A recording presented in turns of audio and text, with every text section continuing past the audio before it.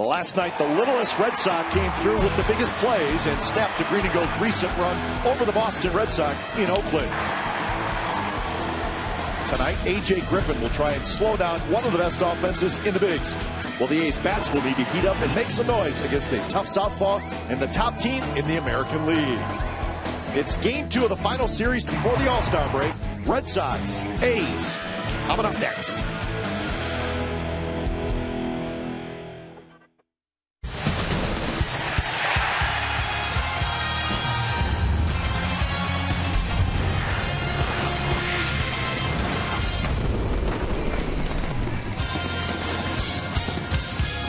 Sellout crowd tonight expected at the BOS AT OAK Coliseum for game 2 of the 3-game series. Got an awesome giveaway. It's the Josh Reddick jersey tonight.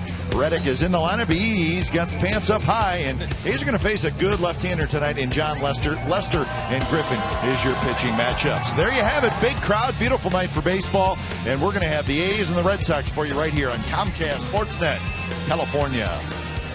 Hi again, everybody. Welcome to Oakland A's Baseball. Along with Ray Fosse, I'm Glenn Kuiper. Well, the Red Sox won last night, but maybe a little concern right now for the Athletics. Not a lot of offense, just 6 runs scored in the last 4 games. But, Ray, one guy who is hitting is Jed Lowry. And you want your defense to be strong up the middle, and Jed Lowry does that at shortstop, but he also has some pop in his bat. We have seen that in the early part of the season when he hit 3. Now he's hitting the home runs again. But he's been on a tear lately, and that's what you like to see, especially from a switch hitter. He does have the power, as he did last night against John Lackey to tie the ball game. But one of the things that Lowry will do from both sides of the plate, he finally hit a home run from the right side in Kansas City. Most of them have come from the left side, but he's doing an outstanding job, not only at shortstop, but swinging the bat.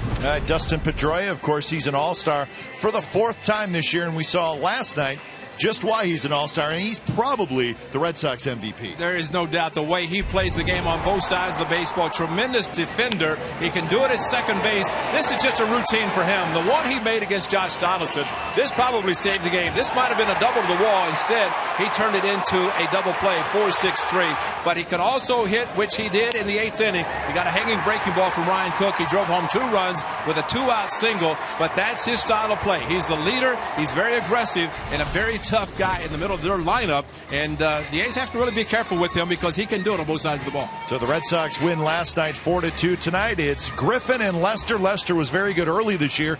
He has struggled as of late. So that's your pitching matchup. A's trying to even up this series at a game apiece. Gorgeous night for baseball, a big crowd, and we are looking forward to a good ball game. Lineups, first pitch when we come back.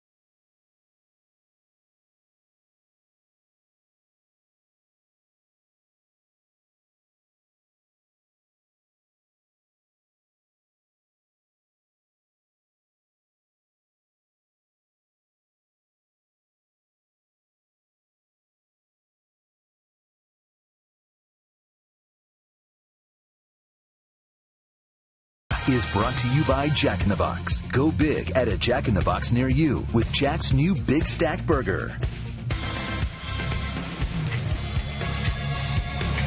Beautiful night for baseball. It's the Red Sox and the Athletics. Game 2 of this very fine 3-game weekend series against, record-wise, the 2 best teams in the American League. Game time weather presented by the Santa Cruz Beach Boardwalk. Get to the beach. The admission-free boardwalk is now open daily. 67 degrees with winds at 14 miles per hour out of the west. So a nice, cool, comfortable night at the ballpark. Red Sox won last night 4-2, so the A's will try to even up this series at a game apiece. Day game tomorrow, and then the All-Star break. So that is what is coming up for the Athletics and the Red Sox. Here is Boston's lineup: Ellsbury, Victorino, Pedroia, Ortiz, Napoli, Nava, Saltalamacchia, Iglesias, and Holt. A.J. Griffin picked up his 7th win in his last start against the Royals, although he went short in the game, but his club gave him 10-run support. He lost earlier to the Red Sox in Boston, beat them last year in the start here at the Coliseum, and a no decision also. So he'd like to avoid the big inning, which is exactly what happened in Boston.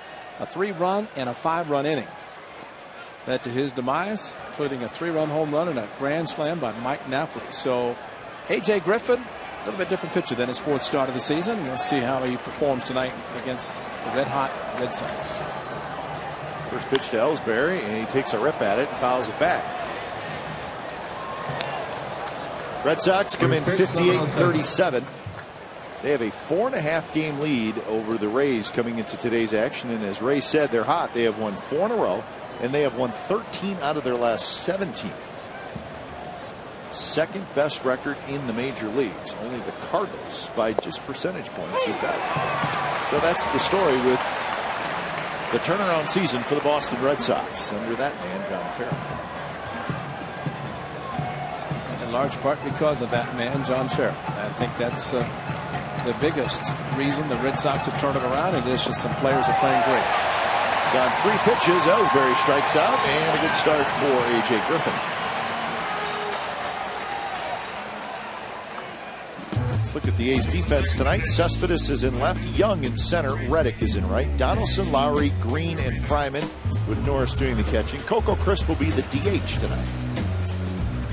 0-2 curveball from A.J. Griffin, and Ellsbury at 68 miles per hour got him swinging. So fastball, curveball for the first out of the game.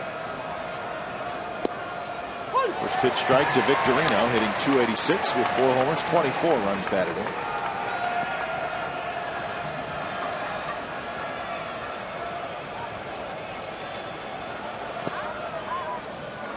Victorino was 0 for 3 last night, but he was hit by a pitch.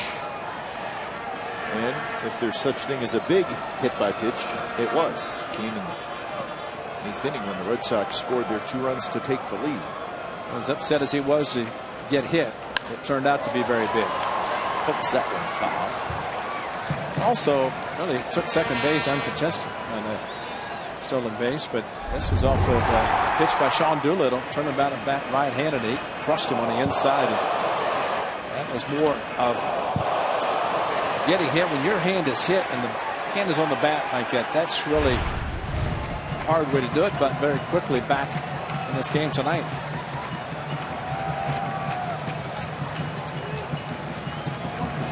One-two pitch is lined to right center, and that's a base hit. Young hustles over to cut it off. So Victorino has a 1-out single here in the first inning. Well, fastball inside after a couple of fastballs away. This ball tailing back right towards the middle of the plate, and pulled the hands in nicely. Did Victorino for the base hit to right center. So it went the 2-strike curveball to the other lefty, and Ellsbury strike him out. But not to Victorino, who got the fastball. How about the socks by Chris Young and Josh Reddick? Those are neat socks. Showing it off.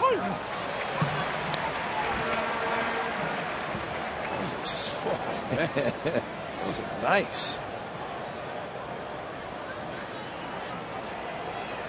Those look like the real ones. Those aren't the all-in-one, I don't think. They look like they're stirrup and sanitary separate. That's really impressive if they are. Reddick's takes a little more time to get ready if that's the case. Yeah, but you can see the kind of the Oh, yeah, those are the real ones. Those are the real ones. Boy, Josh. Oh, yeah. We like him even more now. Yeah. Popped up. Lowry is calling for it. He's got it. Pedroia is out, and that's out number 2. I always like to see Dustin Pedroia get out on his front foot and pop the ball up weakly, as was the case.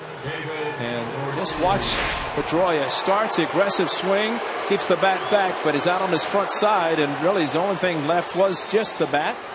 And the count 1-1, didn't have to swing, but you always like to get aggressive hitters to swing at a pitch, even though it's not a 2-strike count. In this case, popped it up and an easy out.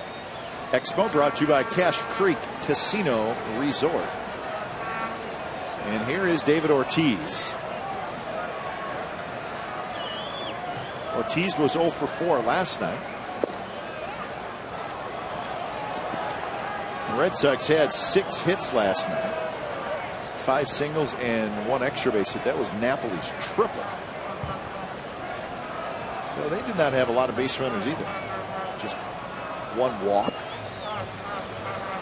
Parker retired the last 16 he faced. True. So, I mean, that sort of any sort of offense after the second inning, which was a strange inning anyway. And C.B. Bucknor, who was hit with a deflection off of Nava, is not here tonight. Mike Malinsky is taking over for him. Talking to Matt Weiss, who handles the umpire's room, said that he was surprised a little bit initially that he was taken off the field as quickly as he was by Nick Montevich, the A's trainer, but turned out to be the best thing. And they did some tests, and he is not here, and probably, let's say, the All-Star break coming up, take some time and get well, because you get hit in the head, it's always a concern. Bill Miller took over last night. This is Adam Amagi. He's the veteran Bill Miller. Ortiz rips from the center, and that's going to be a hit. So 2 on, 2 out for Mike Napoli. And this is the foul ball that we're talking about. Or actually, the hit by pitch. It hits Nava in the back, and then it gets C.B. Bucknor. And talked to Ed Montague today, and he said kind of on the side just a little bit. It wasn't a direct shot. It was just off to the side a little bit, but kept rubbing his nose like maybe there was some bleeding, but I don't think there was. So the delay in the game is Bill Miller, who was at second base, had to rush in and change completely to go in behind the plate, and so he is at third base today because in essence he had a full game behind the plate last night, so the rotation takes him to third. Scary sight. We hope C.B. Bucknor is okay as he recuperates, and he'll be back on the field soon, I'm sure. Here's Napoli. So an early opportunity for the Red Sox.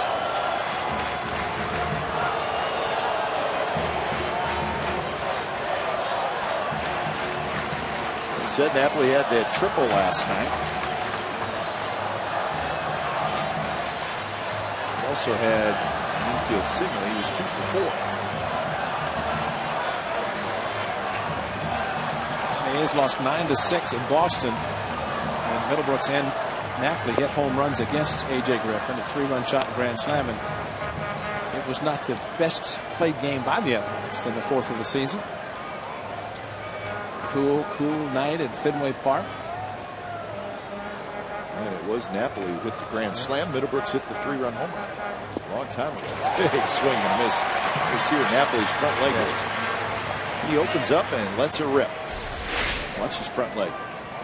Yeah, the front side, the hip, everything opens, and he was sitting fastball, got the slider, cutter from A.J. Griffin. And the amazing thing, of course, with the Angels, the right field fence, very inviting for him there.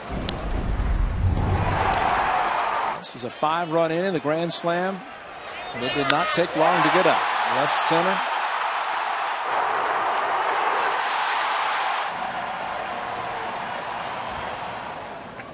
Off to a great start. 58 RBIs does Napoli.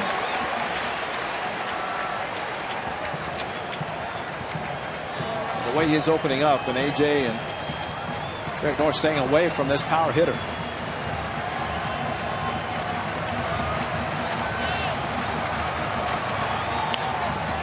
And he reaches for that one, pops it up. Fryman coming over, and he is going to slide, and he cannot quite catch it. And he slams hard into that side wall, but the big fella pops right back up.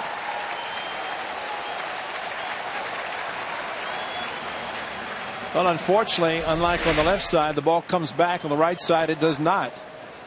And it kept going, and what a great effort by the 6'8" Nate Fryman as he went into the slide and then banged hard in to the padded wall.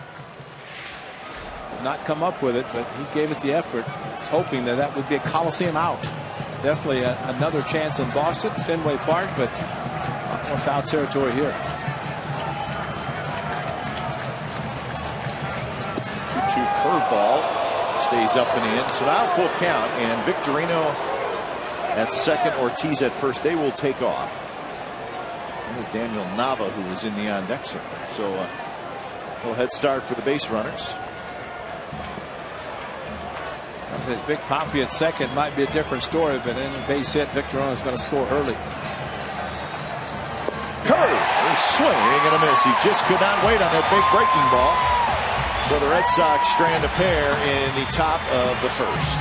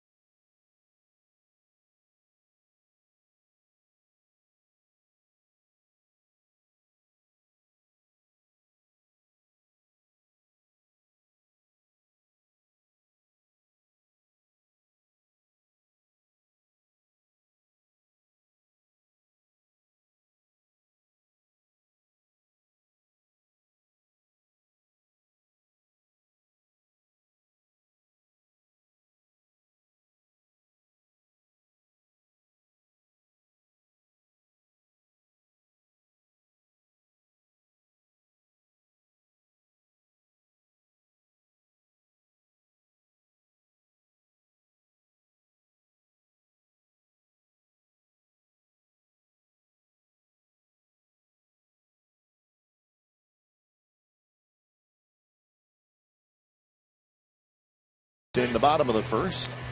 Check out the lineup. The DH is Coco Crisp. And then it's Lowry, Donaldson, Cespedes, Fryman, Young, Reddick, Norris, and Green. See if we can get Grant Green his first major league hit tonight.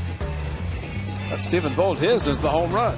John Lester, the lefty, is on the mound looking for his 9th win of the season. He started the season 6-0. Looked like he would never be beaten. 2-5 in his last 10 starts. A little bit different. One of those wins came against the A's on the 24th of April. But he walked 6 in that game, not one scored. And he was not sharp. He was not sharp at all, but Red Sox did win 6-5. The A's made a valiant effort to come back. Chris Young had a huge afternoon. Sports Authority sign in Boston, just like he's 10 feet away when Chris Young hit him. Lester's first pitch to Coco Crisp is outside. 264 with 9 homers, 34 RBIs for Crisp. Throws a cut fastball for his slider. To a 4-seam fastball, curve, and a changeup. But he would like to keep him on that downward spiral because it's unbelievable as good as he is that he would be a 5-game loser in his last 10, considering he started the season 6-0. Yeah, you look at that slump that he's in and you say last 10 starts, a 6.49 ERA. It's very hard to imagine a guy like Lester.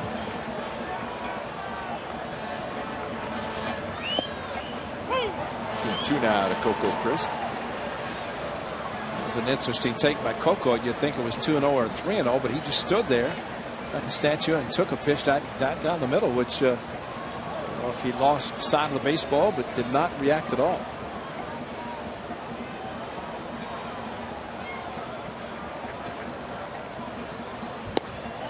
outside with 86 miles an hour, and now a full count.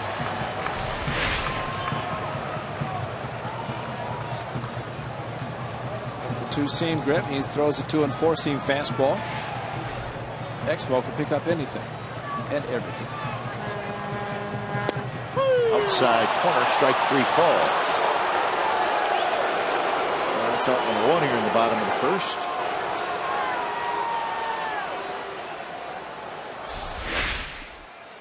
Saltalamacchia on the outside corner, and if there's ever such a thing as hitting the target, might have been just off the plate, but not by much. Coco thought he had it definitely as he dropped the bat, which you do not normally see him do that. But you know, a lot of times an umpire will look at the size of a baseball off the plate and be graded as a strike, and that's why they will call some of those pitches that are that close to the outside part of the plate. Coco has an outstanding eye and still upset that it was called strike 3.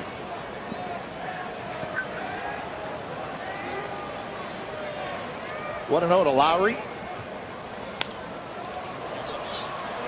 Napoli coming over into foul territory, and Napoli makes the catch. So that is out number 2. And let's check out the defense for the Boston Red Sox tonight. So Napoli at first. The outfield has Nava, Ellsbury, and Victorino. And then it's Holt, Iglesias, Pedroia, and Napoli with Saltalamacchia doing the catching.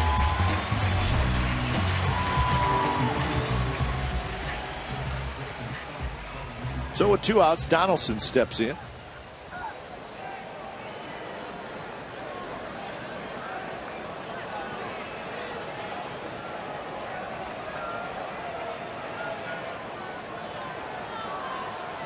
First pitch to Donaldson is a fastball on the outside corner.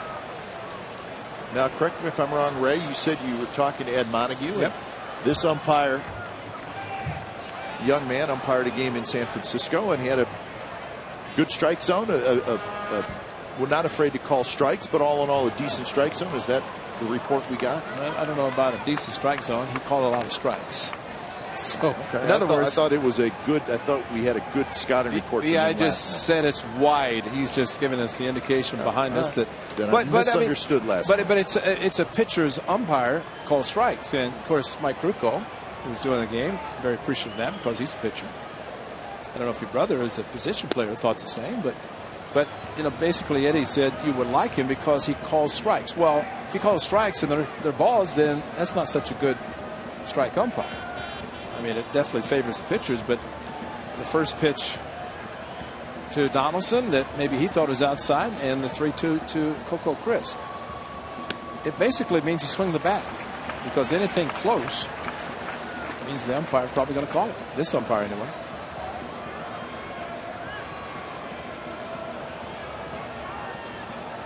So 2-2 to Donaldson.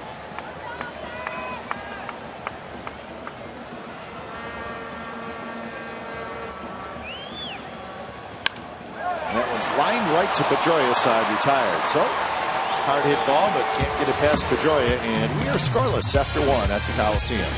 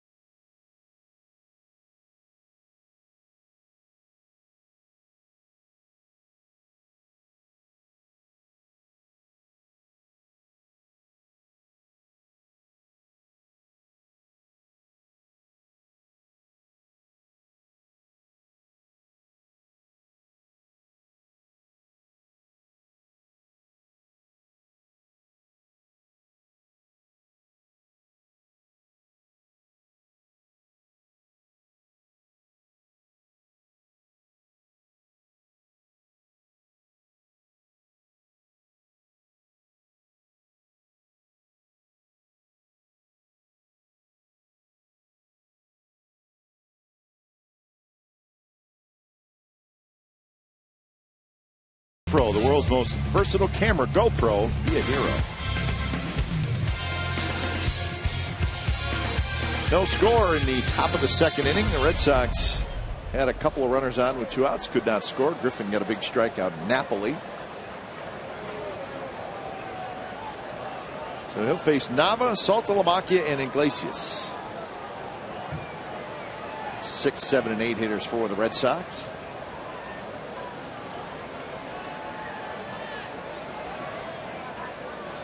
First pitch is a fastball down around the knees for a strike. The Rangers won their game today 7-1 in Detroit. We'll give you some of the goodies from that game just a little bit later. They won, put it that way. So the A's will have to win to hold on to first place by themselves. A's with a 1-game lead. Adam Hamari might get the nickname of Leslie Nielsen. Who likes to call a lot of strikes, but I think the hitters, this young man behind the plate, pitcher's going to love it. But the hitter is better swing. Curveball that finished off Mike Napoli last inning was a great one. 3-2, backed up 2-2 and 3-2 curveballs, and I think you described it perfectly. He just could not wait long enough, and that's what a 68-mile-an-hour curveball will do to a hitter. 2-2 now to Nava. Nava was 0 for 3 last night. He was hit by a pitch, and that was the ball where the umpire got hit, and he scored a run.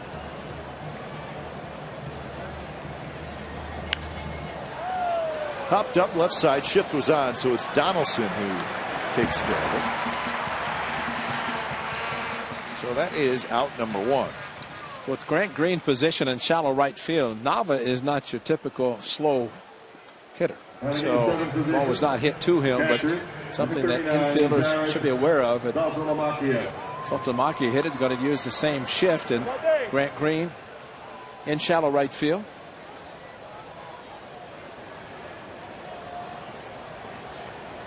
So I just figured it out, Ray, that the A's hit 2 batters last night, and they both scored. Victorino and Nava. That may be more irritating than That's walks scoring, right? And Nava.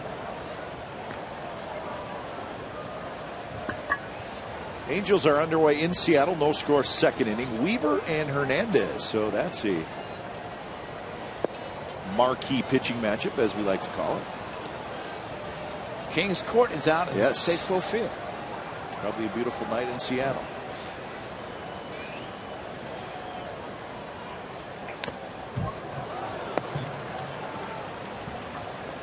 Should mention too, Ray, we told you the score of the Rangers game, which was 7-1. And big news there was Max Scherzer started for Detroit, so Scherzer must have got the loss. Yep. Yeah, he did. He did. So Scherzer trying to go to 14-0 ends up taking the loss, so he's 13-1. Is that 14 consecutive decisions? Didn't he? It seemed like he had won consecutively. First loss in 21 starts. XBI. 3-2 now to Saltalamacchia. Well, you know the problem for Scherzer in that game. His club only scored him 1 run. He's accustomed to getting about 7 a game.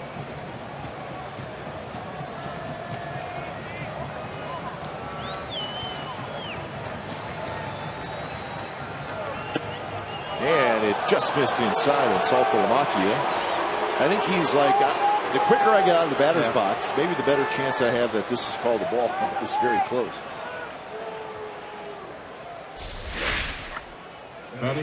This is what Adam Hamari is looking at. It was on the white line of the left-handed batter's box, even though Derek Norris brought it back in. But remember the last start for AJ in Kansas City? He got a lot of run support early, but he threw a lot of pitches. Yes. He only lasted 5 innings.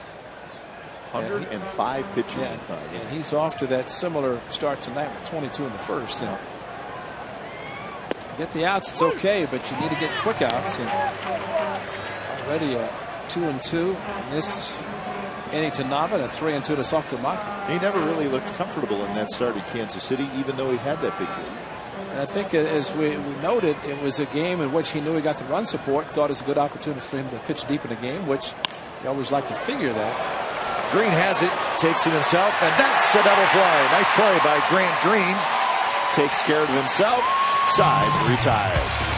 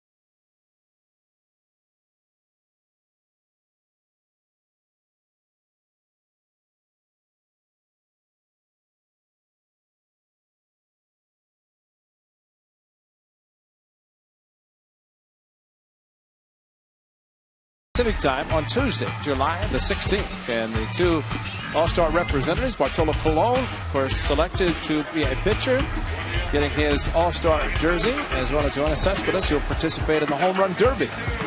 So number 40, number 52. And we'll see what happens tomorrow after Bartolo Colon pitches, whether he will decide he can pitch or not pitch on Tuesday night. And if he cannot, since he will not be eligible as far as available to pitch, maybe the A's will be fortunate to have Grant Balfour. We shall see. All that to be determined. Well, I saw the breakdown today, Ray.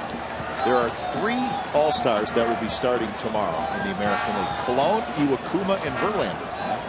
So Jim Leland has said, I will not let those guys pitch on Tuesday.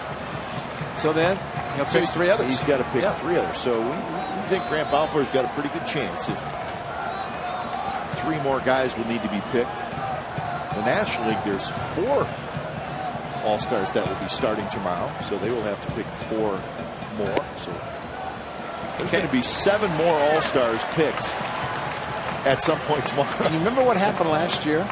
As soon as the pitcher, in this case Cologne tomorrow, if he is not going to participate, as soon as he makes 1 pitch, then the decision can be made. That's right. By Jim Leland. And so the same for Iwakuma and Verlander. So we should know by the second pitch that Cologne throws. Exactly. Let's go. Yeah. And I would think it would have been already predetermined who's going to be doing it. They cannot wait because Tuesday is the game and they're going to be traveling afterwards. Notice the BP, Ray, but no batting cage. Yeah. Batting cage is pulled back. Watch this one. Where does it land? Oh, yeah. If it's in, you win. He's good.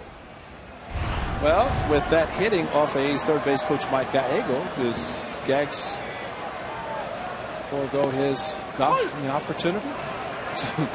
Gags is going, yeah. So there's he is going? Yeah. He is set. Okay. That's what I've heard a couple times. So Cespedes, Cano, Davis, Prince Fielder in the American League. Wright, Gonzalez, Kadire, Harper in the National League. Although I believe Carlos Gonzalez has been replaced. He's got a little bit of a sore wrist. Yeah, he injured himself.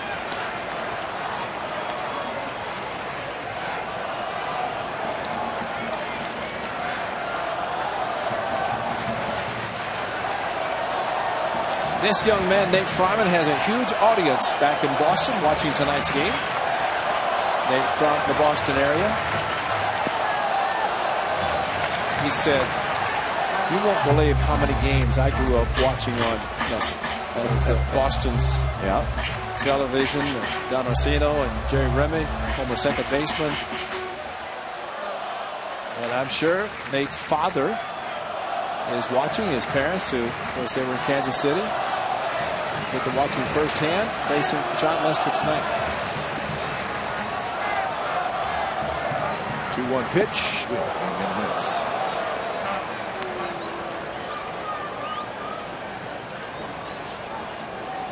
Pedro Alvarez, right, is who's replacing Carlos Gonzalez. Yeah, so we just saw Pedro Alvarez. And he was a little upset, and maybe he confronted David Wright, and he said, "Key down. I'm going to select you." New guy.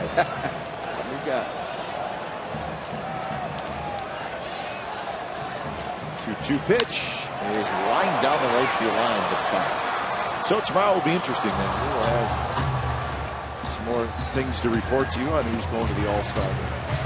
And the Mets were going into Pittsburgh this weekend, and David Wright, the captain, and there was the talk about Alvarez, who at the time had not been selected by David Wright, but you're right, he has been. Well, he'd be a fun one to watch. I believe. Absolutely.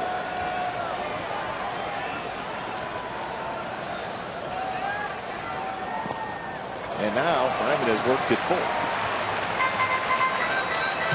3-2 to Coco Chris, 3-0 to Cespedes, 3-2 now to Fryman. As we mentioned, A.J. Griffin throwing a few pitches.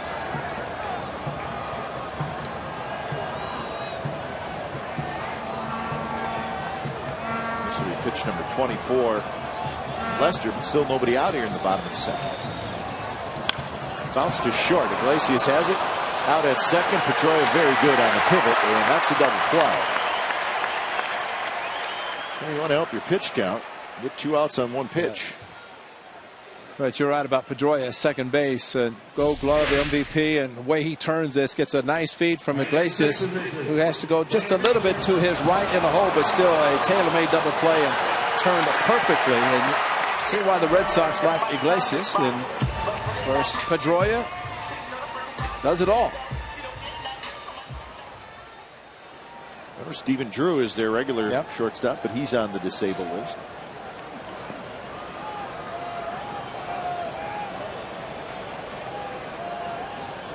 Young bunts it. He bunts it in the air, but foul.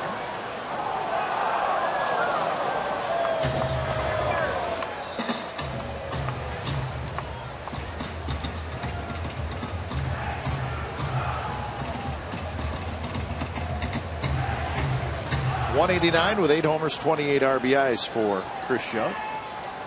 Chris Young hit a 3-run home run, one of his 4 3-run home runs off John Lester in a 2-home-run game at Fenway. This one's hit to left. Nava is going to play it on a hop. So Chris Young has the A's first hit. And let's go back to April 24.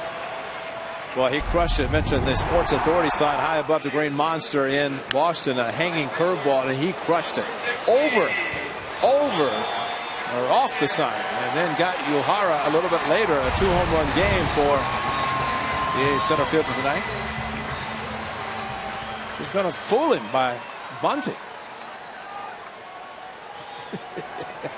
So that's what that sign is for the outfield. Our fans are smart.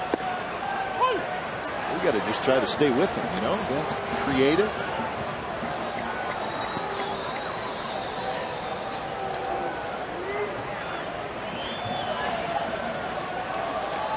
On 1 to Reddick, 216 with 4 home runs, 32 runs batted in. Big shift is on. And I mean a big shift. And he lines one, base hit. Hits it right over the shift.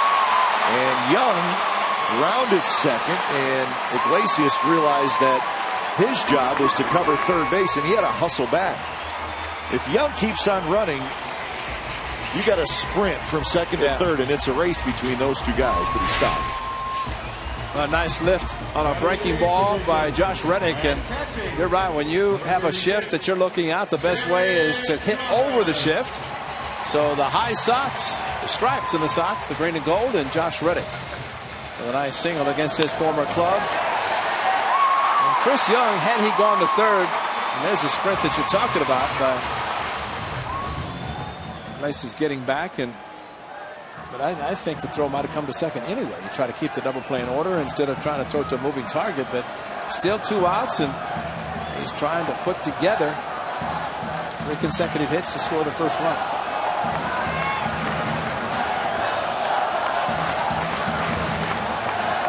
Pretty good speed with Young and Reddick. Norris takes the first pitch strong.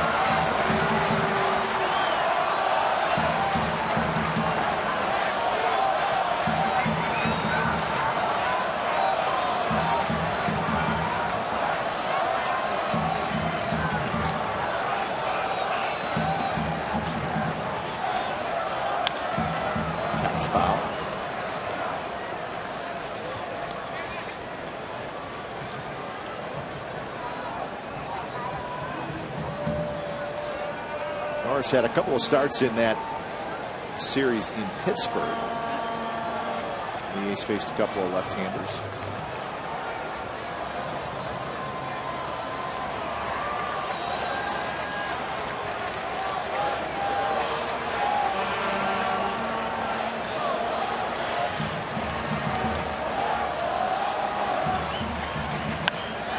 Check swing, roll toward Napoli, who flips to Lester covering.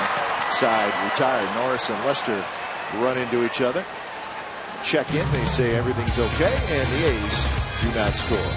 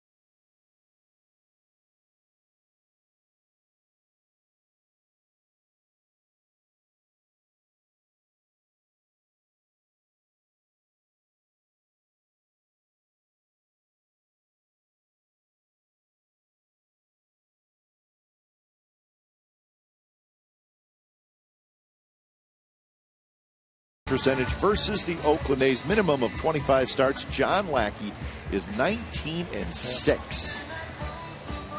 And we've seen enough, Ray. We're not surprised by that.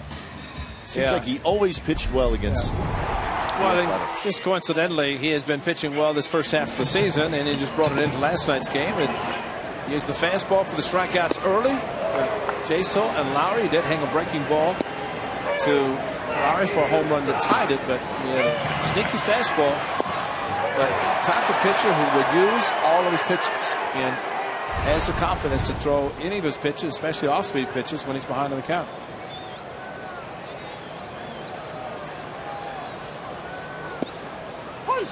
Rock Holtz to lead it off, switch hitting third baseman.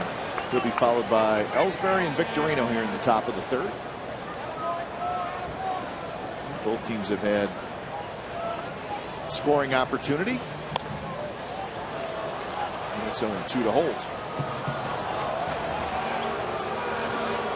We're seeing Holt as the A's are for the first time in this series, and last night pretty much everything he hit was to left field. Fastballs away, and I wonder if the scouting report and went over tonight to Kurt Young, Derek Norris, A.J. Griffin, started thinking about, well, he's done a good job going to the opposite field.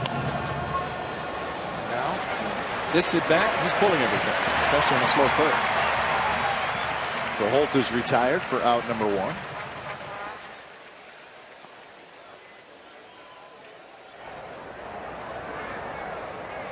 Now to the top of the order in Jacoby Ellsbury. The A's are doing what you need to do against the Red Sox. Keep Ellsbury off the bases. He's 0 for 5 in the series. He's a major base stealing threat.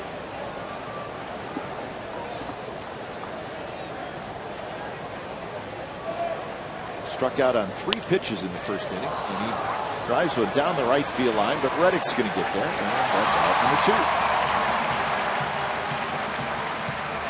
So the first pitch, 0 for 6 in the series. So the first pitch from A.J. Griffin, he took the next one and then swing and a miss on a curveball. This time, though, he was not waiting around. Now batting, number 18. The guy's over, and he's a good base stealer. He starts getting a bit anxious, wants to swing early, try to get on base. Victorino had a base hit in the first inning, lined a single to center field.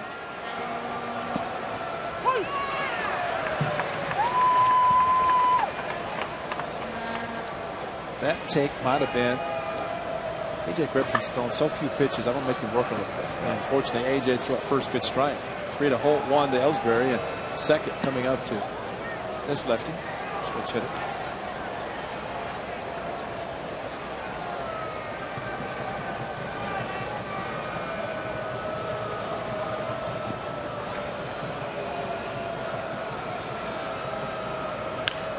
And that one hit high and foul. Right up over the A's bullpen down the left field line.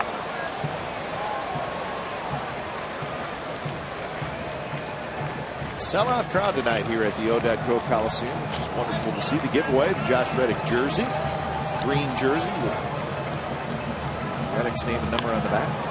And that one is dropped into left field for a hit. Victorino just poked at it, and he's 2 for 2.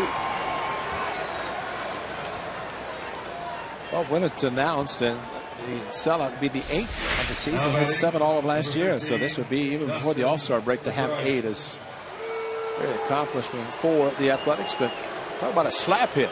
90-mile-an-hour fastball outside, and Victorino protecting, and that's what the good hitters do, setting the table. And he did it perfectly with a base hit to left field. So here's Pedroia, who popped out to short. Runner goes, and Victorino got a big jump, and not a whole lot Derek Norris could do there. Victorino still a good base runner, and he had a nice jump. So he gets his 11th steal. Oh, he had a running lead. Yep. You're right. I mean, and all A.J. Griffin had to do is just look at him again. He might have picked him off, but he committed to throw to the plate. And that's why Victorino took off, and Pedroia took a fastball for strike 1. So that's good hitting by Pedroia as well. See the kind of jump that he got. 0-1 pitch, bounced, just foul. Well, speaking of the A's attendance rate, A's averaging a little bit under 23,000 game. I believe it's 22.7, something like that, and that's a nice little increase from last year. No reason to think that that number won't continue to climb. Pennant race baseball to come in the second half. It is nice to see the attendance up.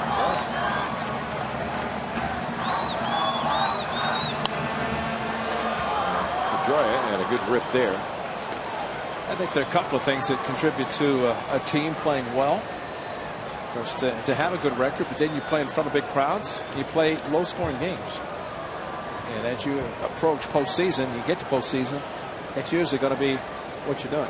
Big crowds, low games, low scoring games because of very good pitching. Pedroia bounces one toward Donaldson, who juggles, regains control, and throws him out. Victorino stranded at second. Bottom of the third coming up. It'll be Green, Crisp, and Lowry. No score.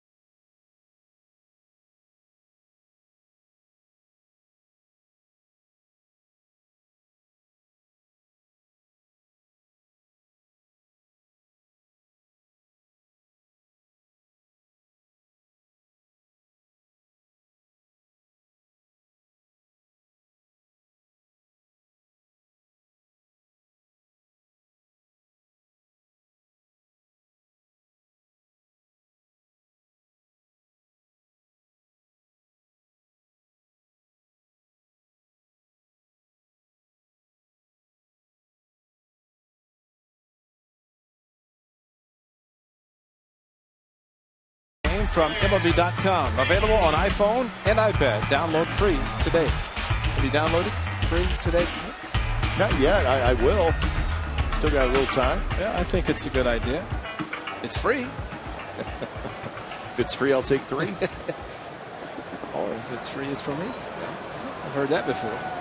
Here's Grant Green looking for his first major league hit. Not that we're putting any pressure on him. It's his 3rd major league start. He's 0 for 6 with 4 strikeouts as he faces John Lester.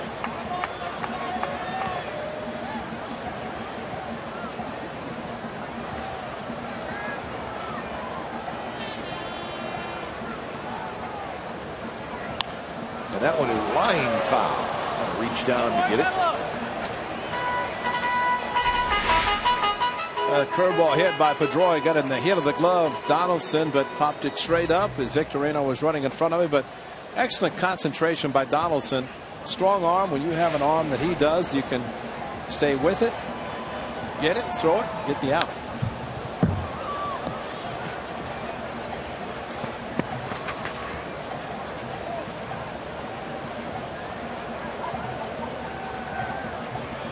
One and 2 the count to Green.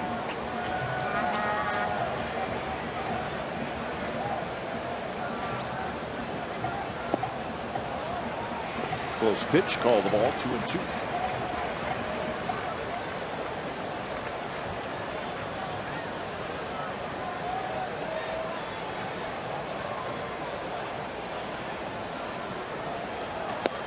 Outside corner, strike 3 called. So there's that bit of a wide strike zone from home plate umpire Adam Hamari.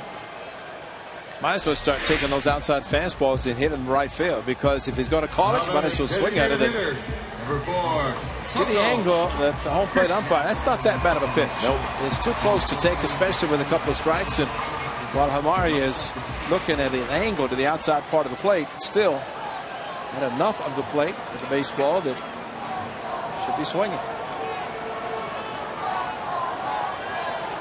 First pitch to Coco is a changeup, swing and miss.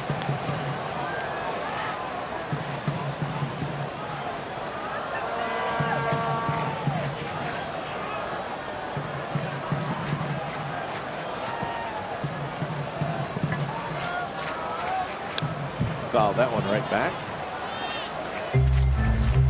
Coco's been struggling some. Would love to see him get going. 12 hits in his last 73 at bats. That covers 20 games. It's unusual for him. It sure is. And he skies this one to shallow left. And Nava has it, and that's out number 2. Coco hits that same ball tomorrow and he runs hard. He might be at second with the Sun. It'll be a nice day tomorrow, and the series finale, final game before the All-Star break.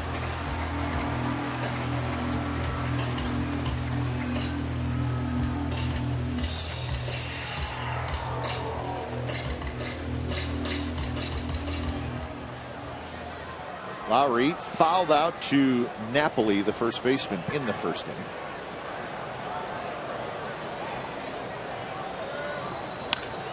And he rips this one toward right center. That's hit well. Victorino on the move, and Victorino runs it down. And nice play by the right fielder. That ball was hit well by Lowry. No score as we head to the 4th.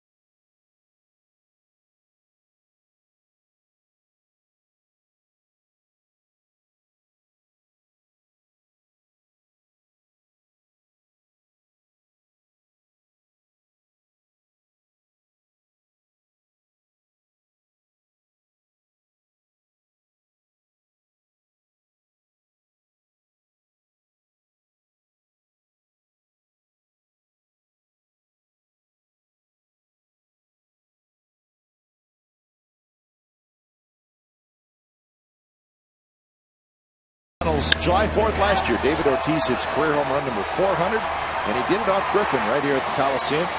Before his next at bat, he got a standing ovation from the great crowd here in Oakland. He now has 420 home runs, 48th on the all-time list. So those are DH ranks: most hits, most home runs, most RBIs. Most games DH. He has been a great DH, and you have to wonder what the numbers he has put up and the big hits that he has had over the course of his great career. Once he does retire, and 5 years after his retirement, when he's on the ballot for the first time, what will the voters say? Because he has been primarily a DH. Well, he was a free agent at the end of this past season, but the Red Sox re-signed him. No real surprise there. He got a 2-year, $26 million deal. So he signed through next year for the Red Sox. Chases a high changeup, and it's 1-2. What he did in the 2004 League Championship Series is this high cut fastball is thrown by him up in the zone. Really not an area where David Ortiz likes to attack a ball, but likes it more down and in, down in general.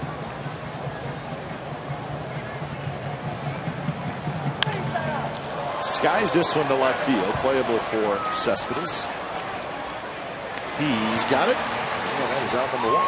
See, look, when the Red Sox were down 3-0.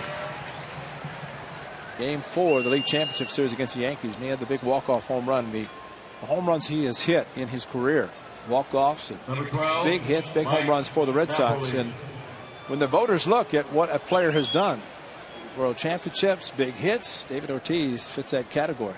Yep.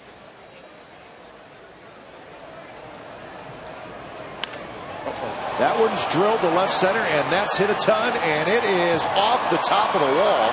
And Napoli's going to have to hustle for second base, and he is safe.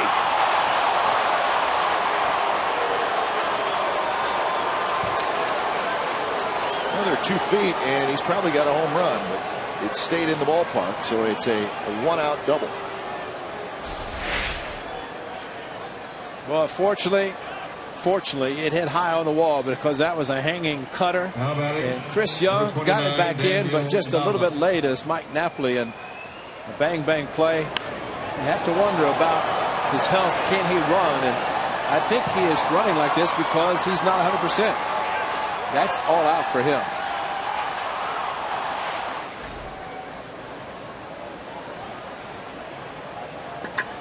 Really, in Boston, that's off the monster.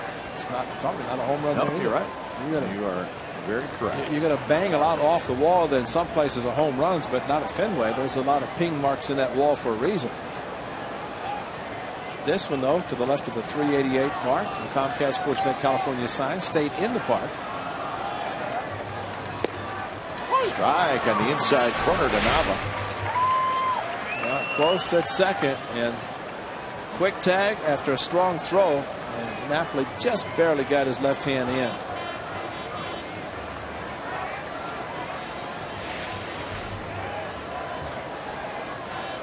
Nava popped out in his first at bat. He takes that one low. Angels and the Mariners, no score in the top of the 4th inning at Safeco Field.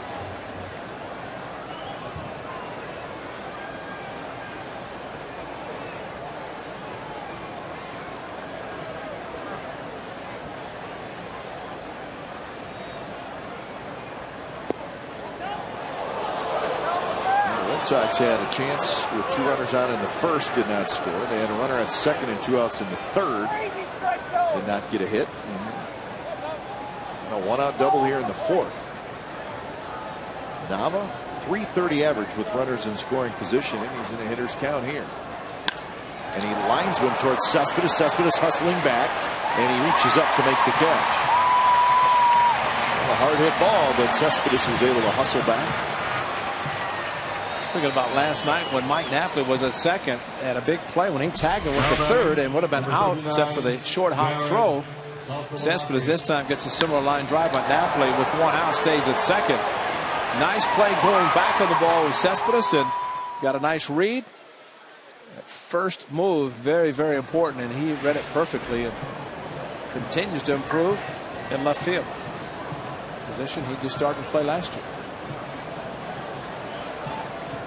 First pitch to Saltalamacchia is a breaking ball outside. He walked in the second inning.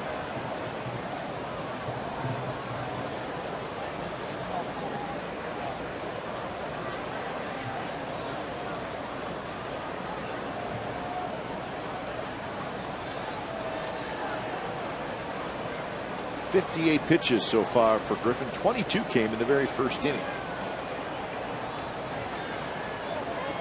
He's at least settled down some after that first inning.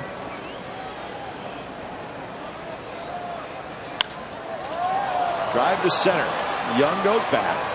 Backpedaling. He's under it. Side retired. So Napoli is stranded.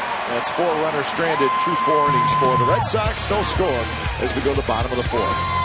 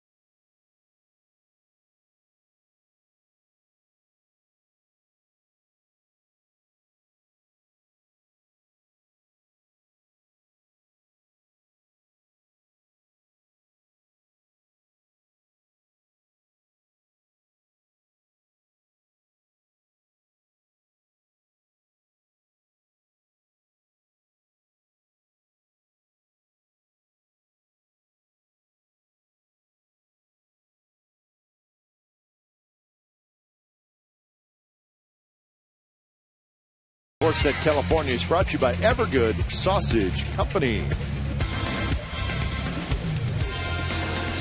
No score. It's the bottom of the 4th inning. 4 hits for the Red Sox, 2 hits for the A's. Both those hits came back-to-back by Young and Reddick with 2 outs in the second inning, but the A's could not push a run across.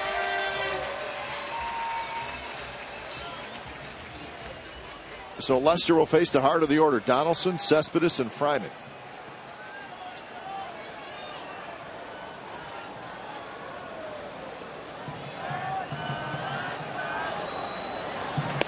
First pitch, a slider, called a strike. Donaldson hit a line shot right at the second baseman to end the first inning.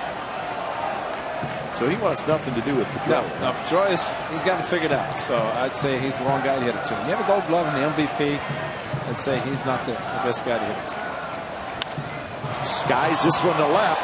Nava going back, and he's going to have room. As Donaldson got under it. It will come down at some point, and Nava has it. So 1 out, and that gets us to our trivia question, which is brought to you by AT&T. Which 2 players won Rookie of the Year with the A's and later played for the Red Sox?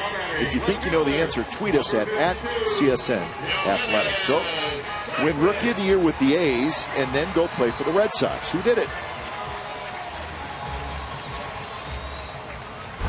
We know one of them. Yeah, we do. First one's easy. Yeah.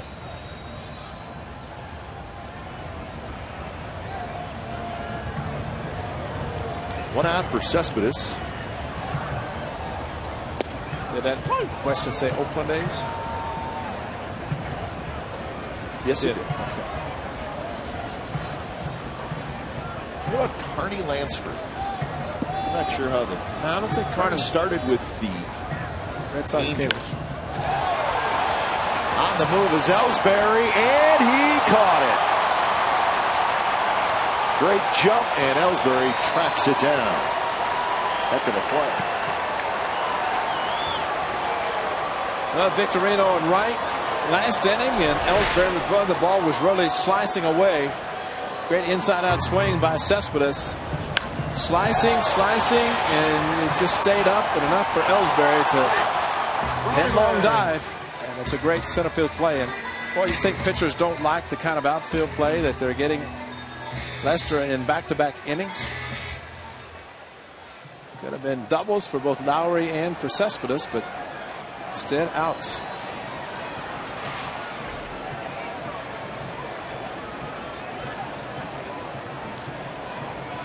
Here's Fryman. And Fryman hits it hard, foul past the diving Holt. Well, you should never underestimate defense. Oh, it's unbelievable. Well, it's so frustrating for the offense, but pitchers and you know, when we talked last night, when we see the success of the Red Sox, we know the success of the A's. This ball not over the bag as Holt made a diving effort, but it was called foul. But you get pitching and defense, you're going to win a lot of games. You don't have to score a lot of runs. Just say that ever and ever. Just preach it, because John McNamara, of course, he managed the Red Sox many years ago and managed the A's, but I remember him saying that you look at the Sunday stats when you used to put all the stats in the paper, and you look at the teams that at the top of their division, and you look at the ERA, you're going to find those teams usually have the top ERA. Yeah, or close to it. Yeah, it means they're very good pitching, and you probably can look at also the defensive stats, and you say they're very good defensively. But you cannot outslug other teams all the time. You can try, and occasionally you do it. But bottom line, you can have all the hitting you want, but doesn't mean you're always going to get the great hitting. The A's last 4 games, they've gotten 3, 5, 5, 3 hits. That's it in the last 4 games. Yet 2 of those in Pittsburgh they won. They've lost the last 2.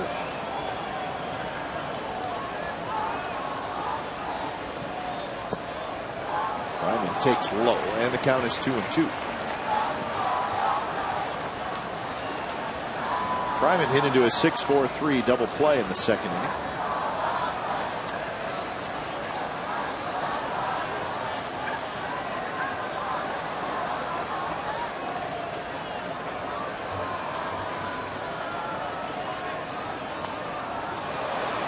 Lester really working down in the strike zone.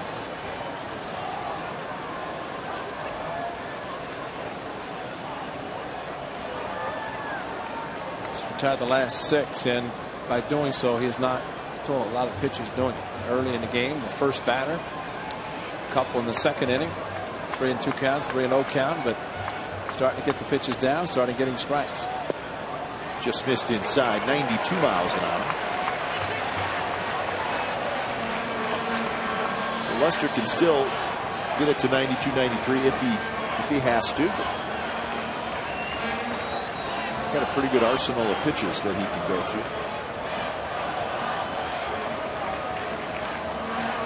Swing and a miss. Like a changeup, and that is his 3rd strikeout. And indeed, he has retired 7 in a row. No scores. We head to the 5th.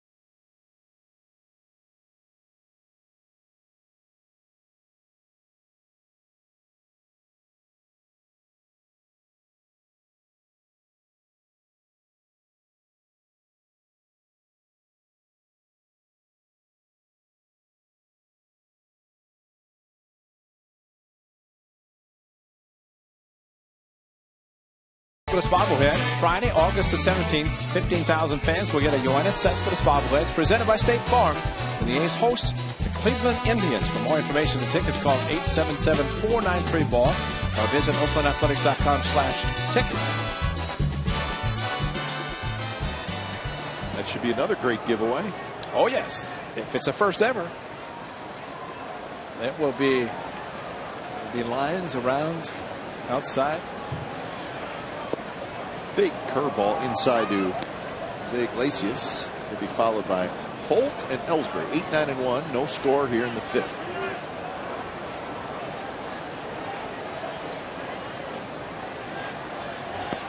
Not close. 2-0.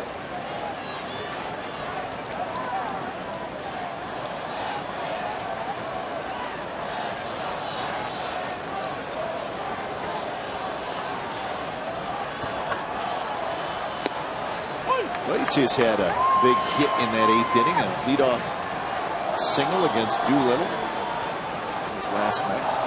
Just inside the first base line down the right field. A Reddick handle, but still got just a single, but that was enough to start the inning.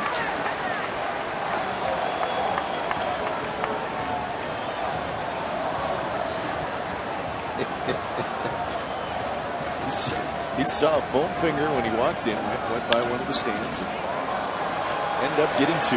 Reddick cannot quite get it, foul territory.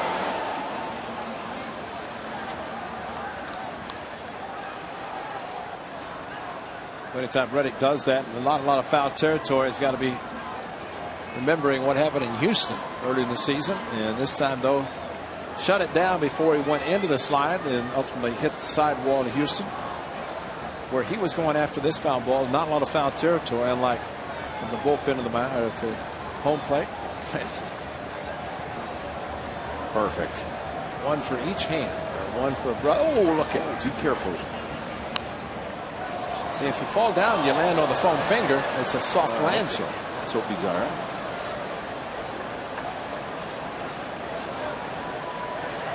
You know, there's the Josh Reddick gold glove that was given away early. The foam hand or the glove. Those were very popular as well. Donaldson scoops it up. That's out number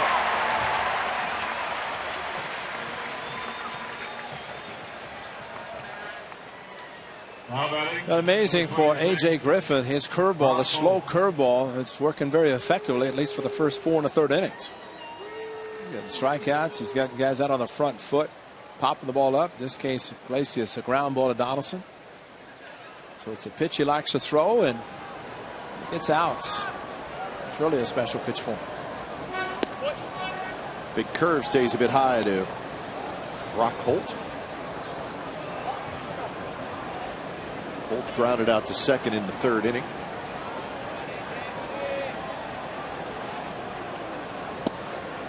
Catches the inside corner.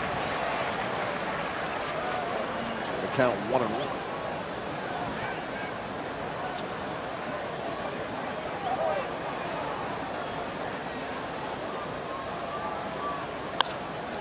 That one golf to right. Reddick's going to have to play it on a hop.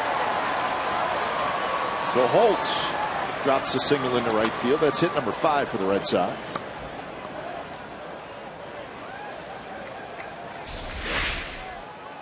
The ball ended up inside when the location was outside. Just pulled the hands in. You saw the frustration Ellsbury in his last at bat in the 3rd inning. Similar pitch that Reddick was able to catch. This one, though, hit too softly. To me, are these players looking younger every day? I'm afraid you're right, Mr. Fossey. Well, that says a lot when you call me Mr. That's why I did it.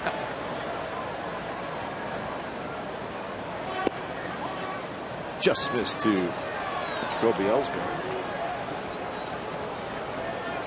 Ellsbury 0 for 2, a strikeout and a fly ball to right field so far tonight.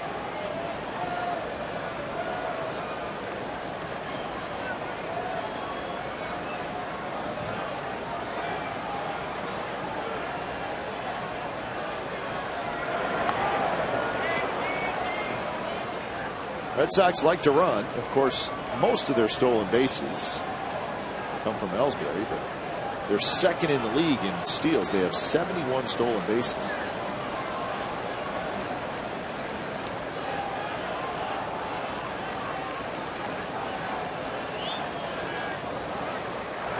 Funny, their home run totals, they're 9th in the league in home runs. So, you know, right around the middle of the pack.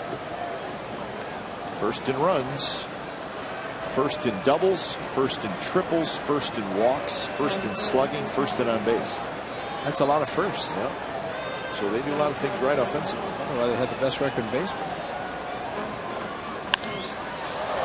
Drive to center, but Young has lots of room out there. Well, Ellsbury 0 for 3. Started to get the crispness of the bat, similar to what we experienced at Target Field the first year the A's went back to Minneapolis. Ball sounds great coming off the bat, but goes nowhere, and that's what's happened tonight because A.J. Griffin has had the hard hit balls go to straightaway center, deepest part. There they are, the numbers. 2 more home runs than the Athletics. 98, 96. Move people around without necessarily needing to hit a home run. That's right. And the A's like that as well. A good offensive team, but the A's are 10th in the league in home runs, so they have not been smashing the ball out of the ballpark. Yeah. Maybe quite like they did last year. Maybe there's hope for the second half. Because just think where the A's would be and will be if home run ball starts to come out the way it did last year, and especially with some of the home run hitters. Chili Davis knows the one Cespedes, who has 15. Brandon Moss, of course, the 15. Donaldson.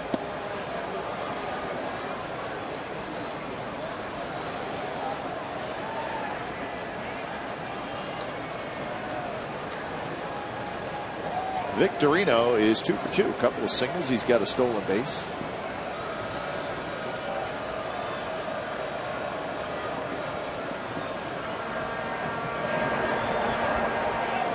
Mariners just got a run. They lead 1-0 over the Angels in the 5th inning.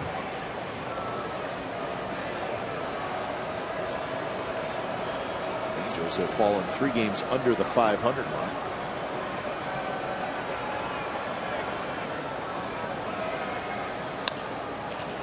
Right to Fryman. He reaches over to grab it, steps on the bag side, retired. A hit and a runner left, and the bottom of the 5th is coming up. Young, Reddick, and Norris to hit.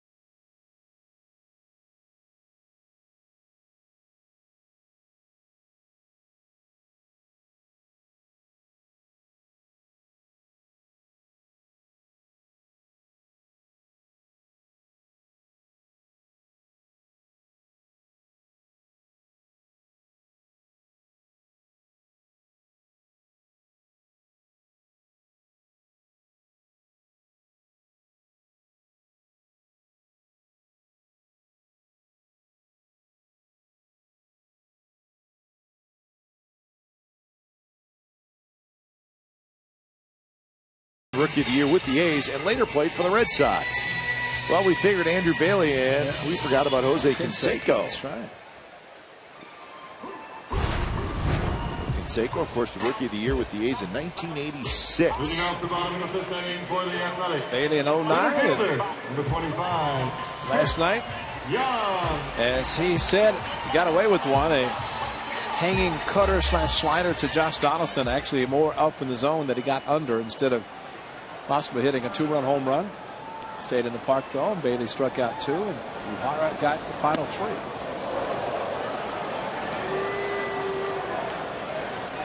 1-0 to Chris Young. He'll be followed by Reddick and Norris. Canseco played in Boston for 2 years, 1995 and 1996.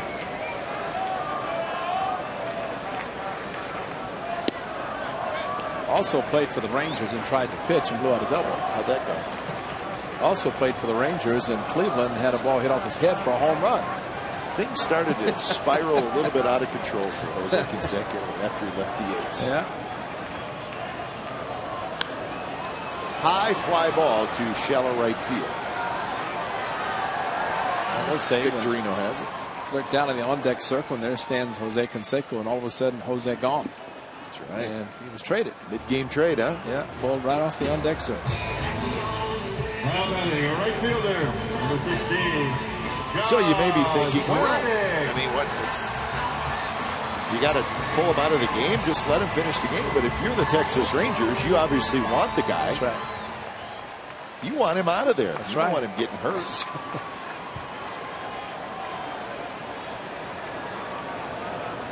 But I would guess, and you don't know this, but if he got, did you say it was the second inning?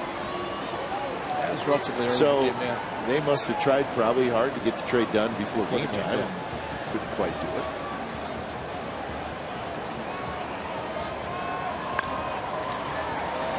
Tough play and a nice play. Iglesias backed up on that one to get a better hop, and then he had to spin around and throw out Reddick. So you saw that shift, and Iglesias stayed at his position, but look where he's playing. He's really almost playing in. But it can also understand why the Red Sox like this young man, because he has a very quick release, strong arm as he backs up and then does the 360 and a perfect throw to Napoli for the out. But yeah, playing almost like he's going to play for a play at the plate. Well, pretty smooth. 2 outs for Norris.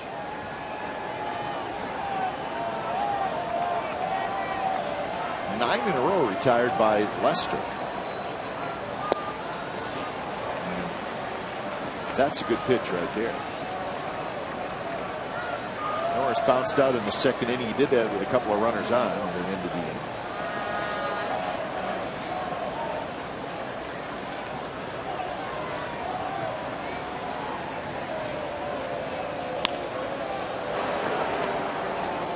Lester has walked 1 and struck out 3, and we have seen Lester at times, right, where he wouldn't say he's wild, but he had a little bit of trouble finding the strike zone. I mean, he's got, coming into tonight, 42 walks in 119 innings, and that's a fairly high amount. But tonight, a lot of good pitches.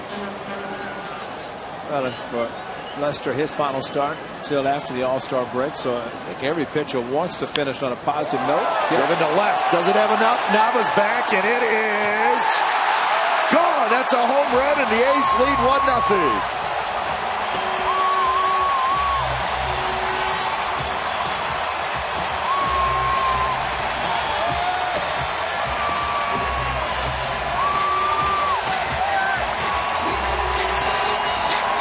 Did not know if it was going to get up enough, but it did, fortunately. 97th home run for the Athletics, and that was a big one to give the A's the lead. Fastball, belt high, 0-2, crushed it. He knows he hit it hard, just a matter of whether it got up enough.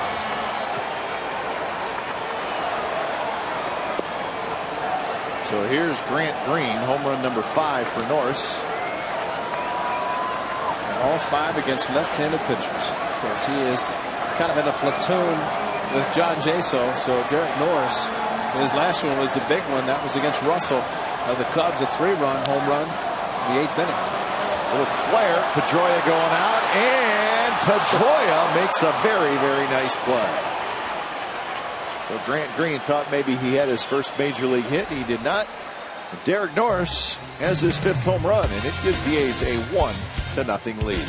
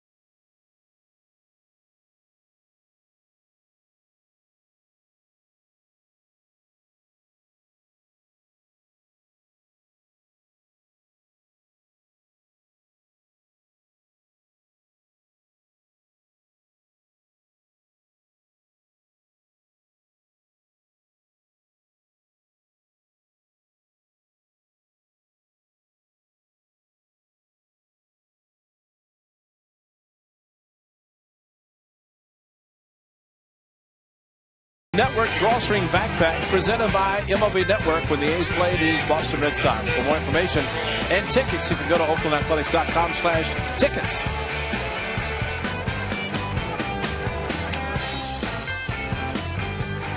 So the A's now with a 1-0 lead thanks to Derek Norris, the solo home run. Pedroia, Ortiz, Napoli for Griffin. First pitch is in for a strike. Pedroia has popped out and grounded out.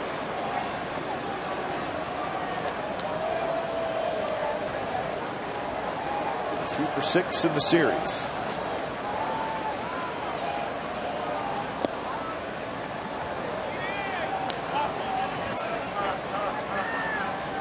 Pedroia with an on-base percentage of .397. He's walked more times than he has struck out, so he will battle.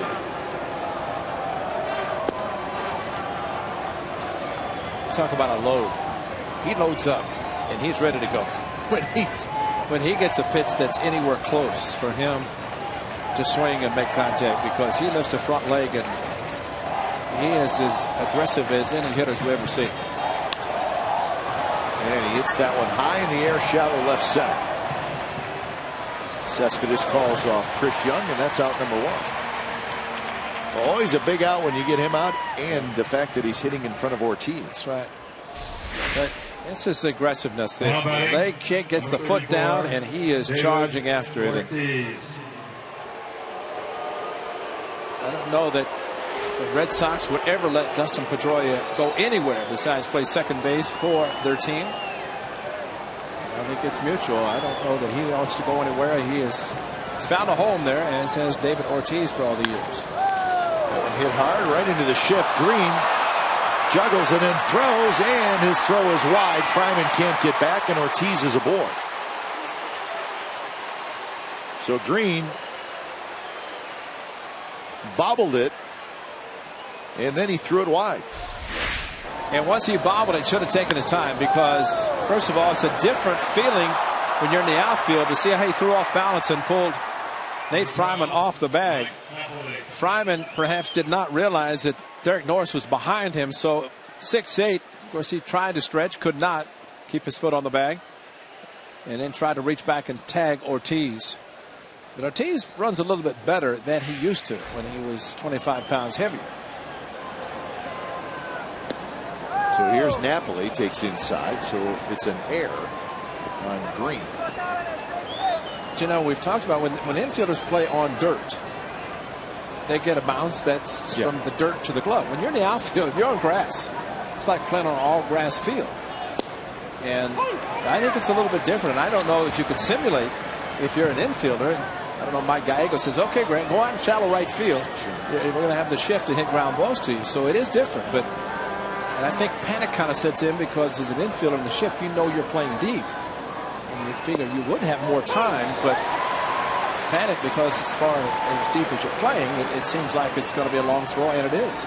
Well, doesn't the grass get a little damp as well? Absolutely. In some ballparks, not all of them, but here I think it definitely does. Yeah, because kind of well, they talk about being under sea level. And Napoli swings at a pitch that was well out of the strike zone.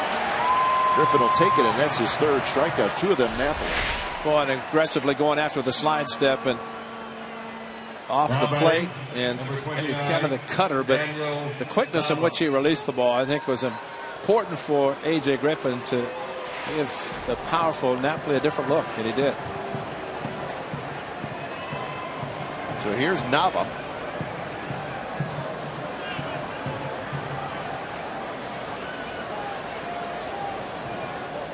Nava has popped out and lined out. Here's the first pitch strike. Change up.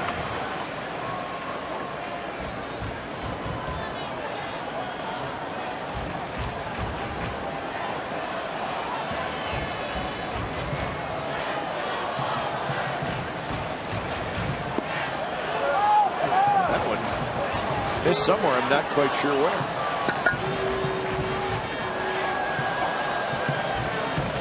Amazing how more critical the umpires are on a call on the inside part of the plate because they're looking right over the right shoulder of the catcher or the left-hander.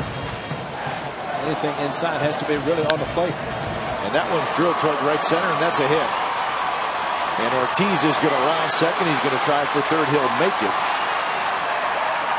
So first and third, 2 outs for Saltalamacchia. So Nava has his first hit tonight.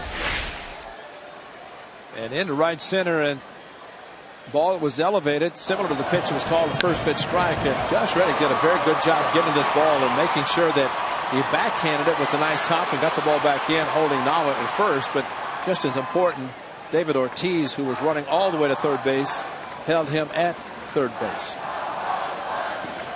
Now batting, number 39, Jared Saltalamacchia. So another jam for Griffin. He has been able to work his way through some traffic tonight. And he's going to have to do it again here in the 6th. Runners at the corners, 2 out. Saltalamacchia has walked and hit a fly ball to center field. Well, he pitched in great in his last at bat on a 3-1, making it 1-0 with Napoli at second. Hit it deep to center field and tried to pull a pitch that was outside. Takes that one in for a strike. 68 miles an hour. Notice when a hitter sees that curveball, and it's a good one from AJ. A lot of times they don't swing at it. They just let it go, and they hope it's going to be a ball, but he's able to throw it for a strike. That one hit very high to left center. Cespedes is back. He's under it, and he makes the catch. And Griffin gets out of it. 2 more runners stranded. 7 stranded by the Red Sox through 6 innings. A's lead 1-0.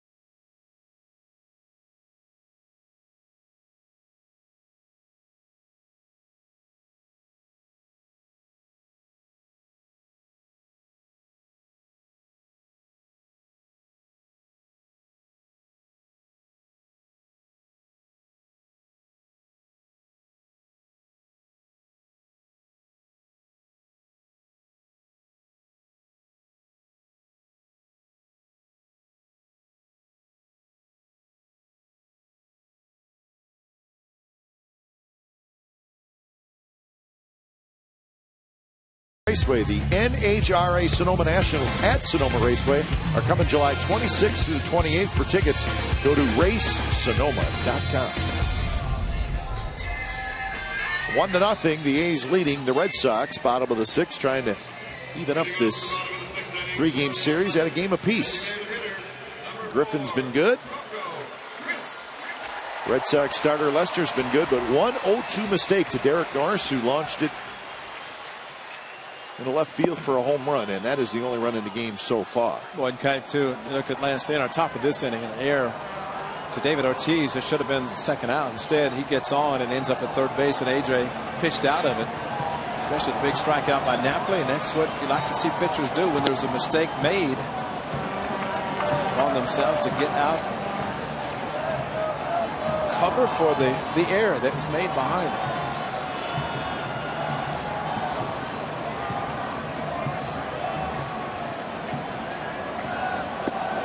There's a strike to Coco Crisp. Coco is struck out and hit a fly ball to left field, and he's barking at Adam Amari pretty good.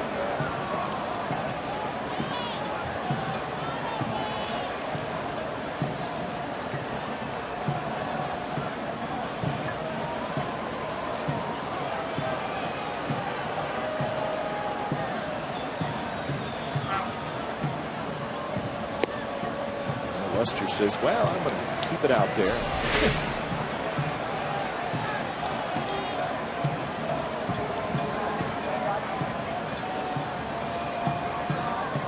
Could be hearing it from the A's dugout a little bit as well.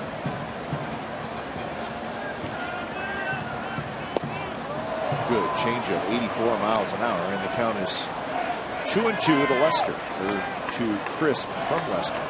I think a lot of that is because of the frustrations of hitters who know the strike zone. We've seen it with the A's. They know when they're strikes and when they're not. And when they take them and they think they're out of the strike zone, call strikes, that's the frustrating part.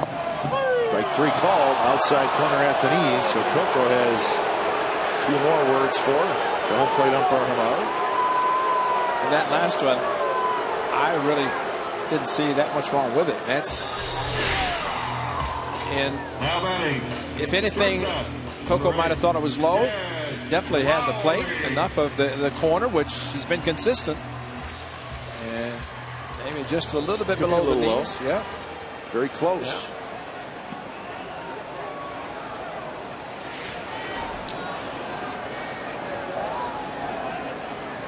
You know, one thing you have to appreciate with this young umpire, Coco was staring at him and he did not turn and look at it. Nope.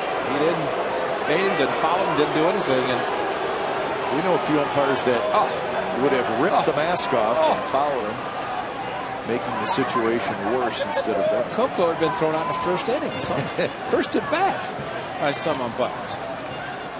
1-1 to Lowry.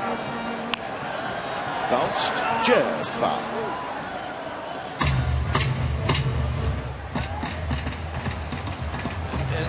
We have to say one thing: is this ball is pulled foul, and again away and from the bag. But Adam Hamari has been consistent from pitch number 1 of the game, and I think all hitters want, pitchers want, is the consistency of the strike zone. 0-2 to Lowry, who's 0 for 2. Slider down in there.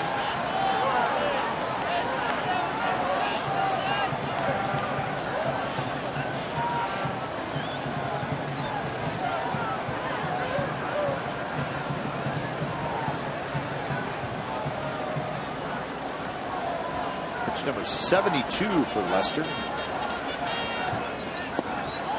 Very close, but a bit inside. I think in reality, for the pitchers, both this umpire, there's no reason to try to pitch inside and try to get a strike. It's a purpose pitch, but the outside part of the plate seems to be where they're getting the calls. Sometimes on the plate, sometimes off the plate. So now full count. Donaldson waiting in the on-deck circle.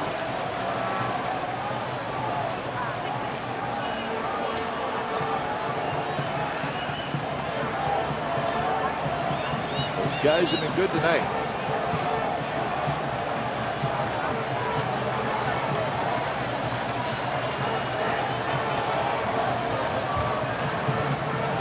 3-2 pitch, and he walked him. The ball heads all the way back to the backstop. So that's the second walk for Lester. That at bat started 0-2 and could not put him away. So good at bat by Jed Lowry. Now batting, third baseman, number 20, Josh Donaldson. So here's Donaldson.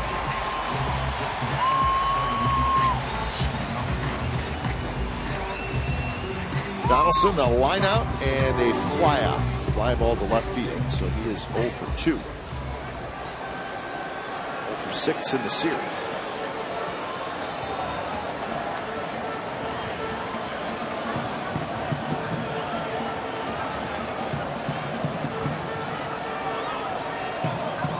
First pitch is on the inside corner for a strike.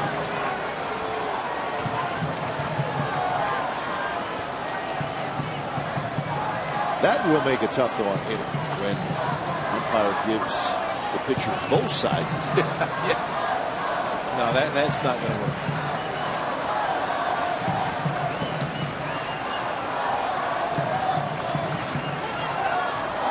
Timeout called, and Lester tried to stop or just decided I'm just going to throw it. Doesn't matter where it goes. Unfortunately, time had been called. Otherwise, this is a bit outside and up. Yes.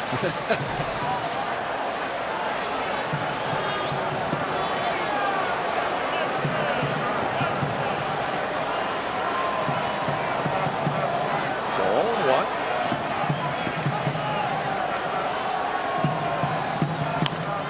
That one rolled fouls.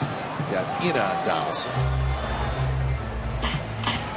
Mariners still leading the Angels 1-0 in the 6th inning.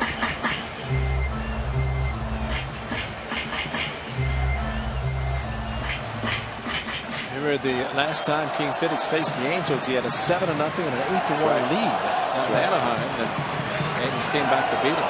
It's the game before the Mariners headed up home to face the A's over the weekend. You think he remembers that one? Oh, I think so. The King's Court remembers it too. They grew up down in left field.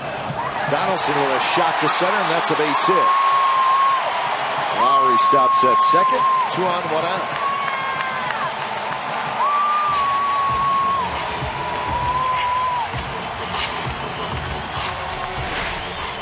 Well, an 0-2 start and a walk to Jed Lowry with 1 out. 0-2 to Josh Donaldson, and a solid single up the middle. And at the fastball, Josh Donaldson is taking what he's given. Try to go inside at Lester and having it back up the middle.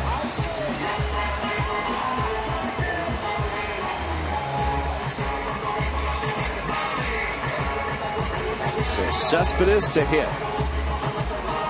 He has walked and lined to center, where Ellsbury made a terrific play.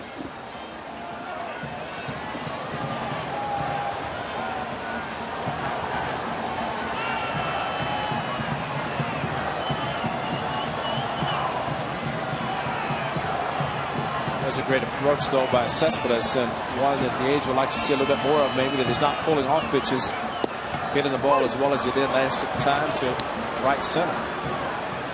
So he takes a first pitch, strike on the outside corner.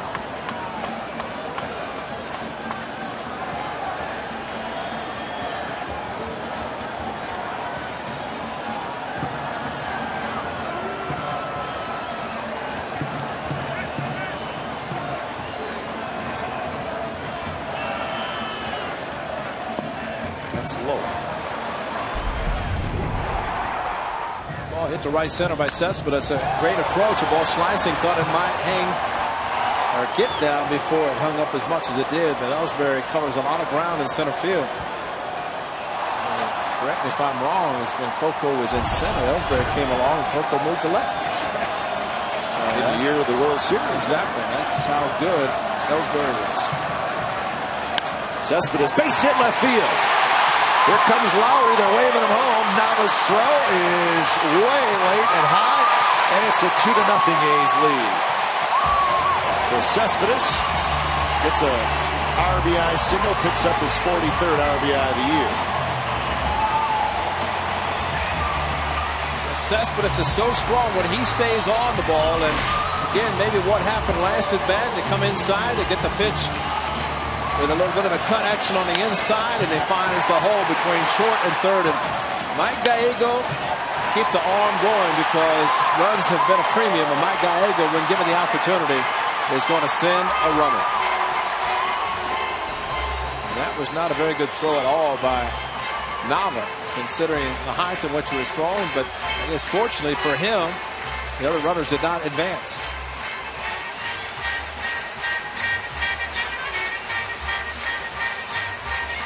Juan Nieves, the pitching coach for John Farrell and the Red Sox, get a lot of credit Nieves has for the pitching of this ball club. You imagine being a pitching coach and your manager is a former pitching coach of the same club that you're now pitching coach for, so that says a lot about Juan Nieves and the job he has done for John Farrell.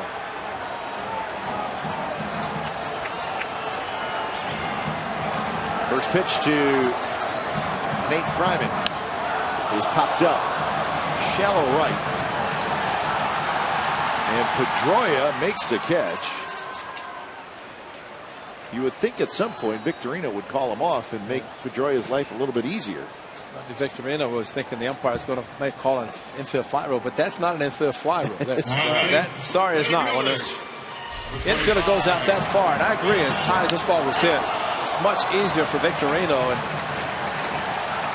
he just kind of figures that he's a Gold Glover, he's an MVP, take it. But basically, Pedroia did exactly what an infielder should do. He goes for the ball until he hears somebody call him off. Nobody did.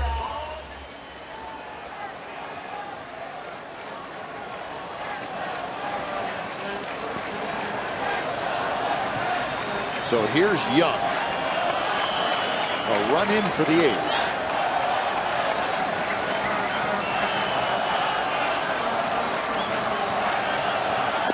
Big shift is on with three infielders on the left side of the diamond. In fact, you can see why Mike Gallego is so aggressive at third base, because if he holds up, now the ball's hit not deep enough. We don't know what would happen, but it wasn't hit deep enough. And you know, you're going to take some chances. You know, these arm strength of the outfielders, and you've got to be aggressive at third base. It's really a thankless job. Criticize, and even more so if you're struggling to score runs. Exactly. But third base coach usually is criticized when he sends somebody and they're thrown out, but you never praise him when he does a good job. And Mike Gallego has done an excellent job. And Jed Lowry on a ground ball to left field, able to score. That's a big run. And he reached base after starting 0-2 and walked, and comes around to score.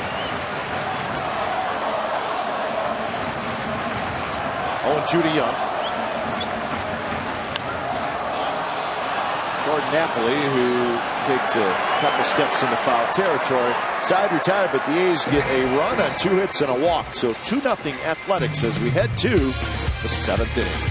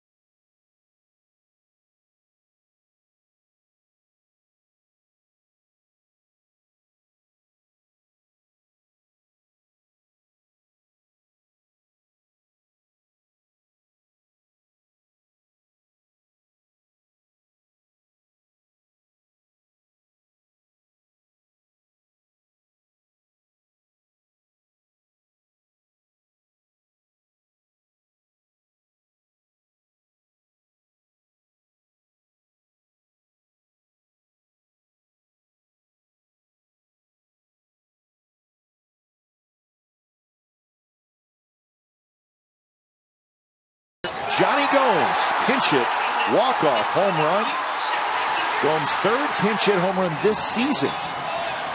First to achieve 3 in a single season as a Red Sox since Bernie Carbo in 1977. So that was not long ago. So Johnny Gomes doing his thing. 6 home runs for Mr. Petaluma. And there's, you know, that word called intangible? Yep. That's the intangible for the Boston Red Sox. And the pride of Petaluma and what he did last year to help the town, the little leaguers who made it to the World Series. So Johnny Gomes is back. I think the Petaluma folks are unhappy that the Red Sox are only coming in one time. We got to see him a lot more last year as a member of the Athletics, but only this weekend the Red Sox. That one hit down the left field line, and it is foul. Well, Gomes got a nice contract, 2 years, $10 million from the Red Sox. So a deal he probably couldn't pass up. Well, this is a game he'll never forget. A great play, and then came right back. Well, that was in New York against Garcia, but in the same game in Tampa, hit a home run. And of course, this community just talk about giving back. Johnny Gomes got the first walk-off for the A's last year.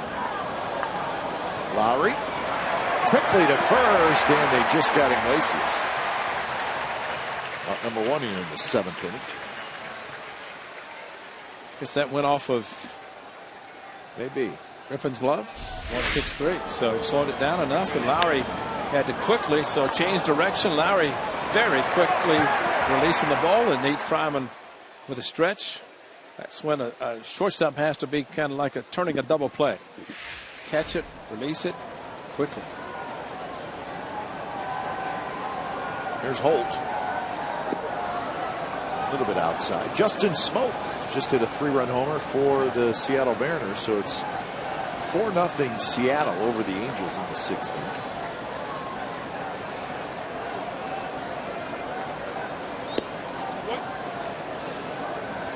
Brock Holt has grounded out, and he has singled.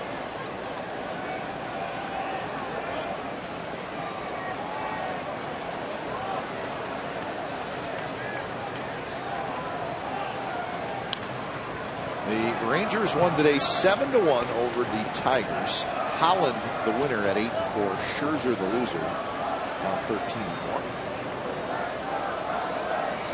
Nelson Cruz hit 4 hits. Beltre hit a home run, his 21st. Cespedes trots in, easy play, and that's out number 2.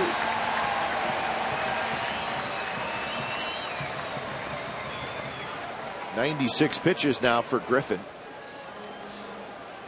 Now batting, number 2, Jacoby Ellsbury. He's fine after that first inning. He settled in nicely as far as pitch count goes.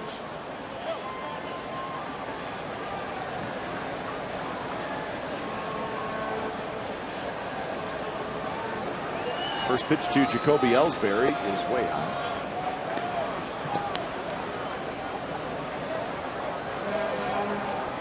With the exception of the hit by Holt, the second at bat in the 5th inning. A.J. Griffin's done a good job with the bottom part of the batting order to get them out before turning it over to the top. But unfortunately, we've seen in the past where the 8th, 9th place hitters have gotten on to turn it over to the top of the order.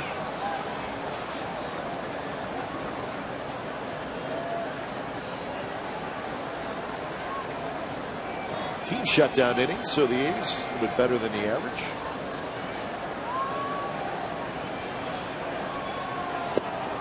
Strike, and it's 1-2.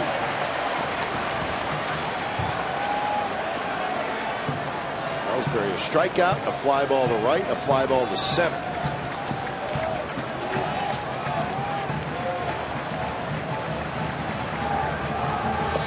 And lays off that curve. Not an easy pitch to lay off.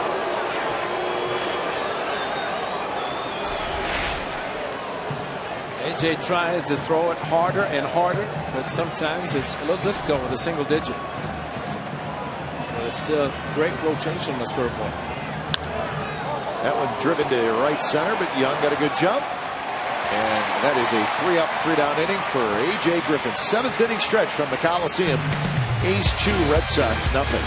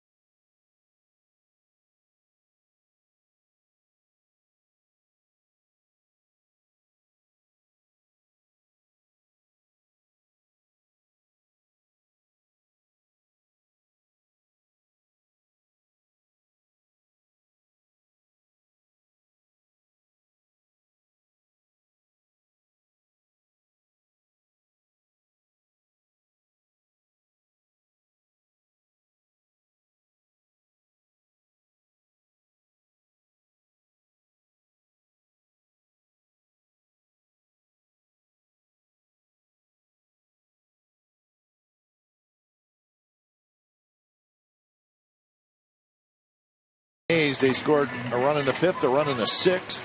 Griffin's been great. And it's a 2-0 lead, bottom of the 7th inning.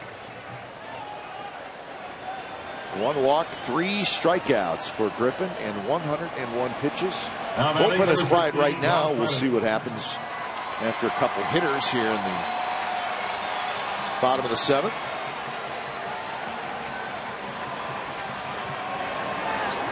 Lester's first pitch to Reddick is a slider down and away.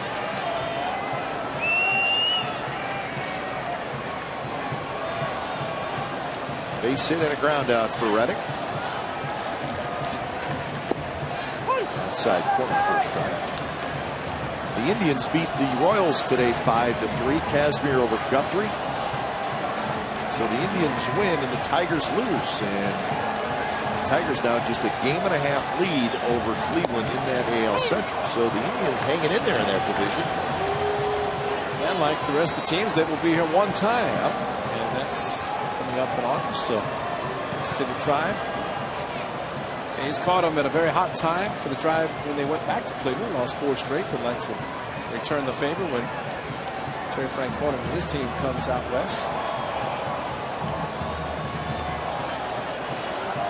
Twins beat the Yankees 4-1. Phil Hughes gave up 3 home runs in that game. You are correct, sir. Wow. Snapped the 6-game losing streak by the Twins. Doman, Plouffe, Florimon hit home runs against Hughes. So Phil Hughes is now 4-9.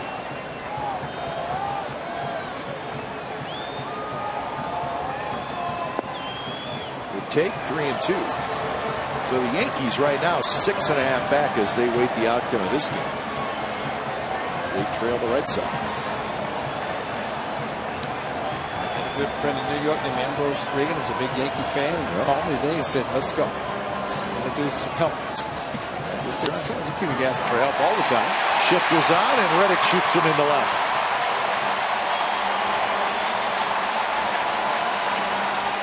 Well, he got the A's on the board, and it's time for the AT&T U-verse Rewind. How about for Derek Norris? He had 4 home runs before this one, and he just crushed it over the left center field, just left field, just past the outside scoreboard.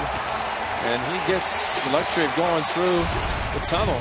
I think Eric Sogard is going to have to hit another home run so he can go through it. And I think, as he told us in Kansas City, they were so shocked they didn't know what to do. Yeah, he deserves a better tunnel. Yeah. So Sogi, when given the opportunity again, maybe he'll hit another one and they'll be better prepared in the dugout. That's a great hit by Josh Reddick, and the shift, and especially leading off an inning to go to the opposite field with a base hit. Outside corner strike. Tazawa starts to warm up. Junichi Tazawa.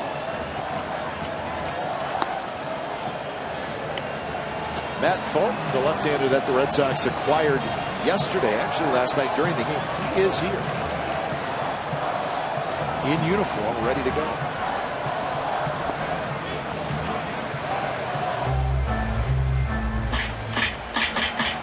The Rays beat the Astros 4-3. Houston scored 3 in the first, and they didn't score again. So Tampa Bay continues to play good baseball. They're now 54-41. Houston beat them yesterday, last night 2-1.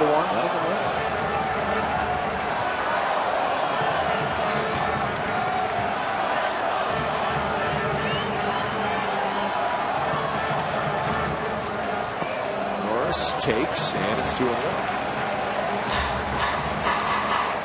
The Rays now 4 back of Boston after their win.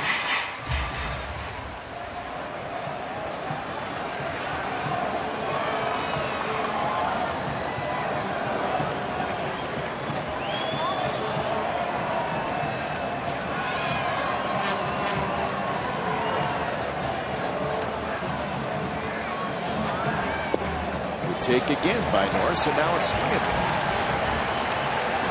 That is a great take, because that pitch was coming in, and all of a sudden it just had the bottom drop out. And yet Derek Norris didn't offer it.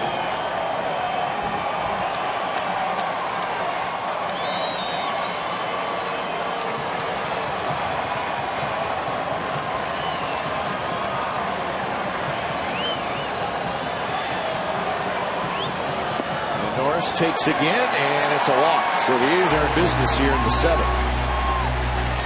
Join Bob Melvin and the A's for the first A's Community Fund Bowling Bash, sponsored in part by Budweiser. The Bowling Bash takes place on Saturday, August the 3rd at Earl Anthony's Dublin Bowl in Dublin. Sponsorships are available now.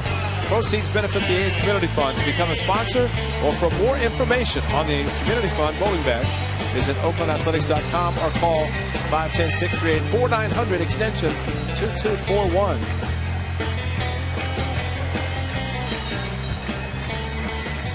So Grant Green is the hitter.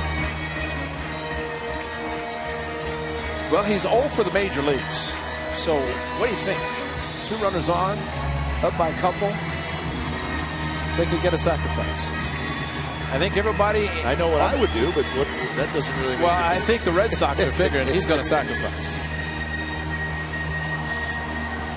And I think if he can get the ball down, it turns it over to the top of the batting order for Coco Crisp. So let's go out on a limb here and say that he's going to be given a sacrifice. Ideally, bunt it to third if that's what you're going to do. Red Sox crashing hard, especially at first, and no sign of bunting was drained, and he takes the ball. Napoli is really crashing hard. Holt is playing about even with the bag, maybe in a step. This may be a case of Lester's having a tough time throwing a strike. He 4 straight to Derek Norris after throwing a first pitch strike, and first one to Green was out of the strike zone. That one catches the outside corner. I guess you'd like to say that if he's not given a sacrifice, he's going to get his first major league hit. Yeah. That would be the best case scenario. Holt's backing up a little bit at third. Napoli's still in. Swing and a miss. And now it's 1-2.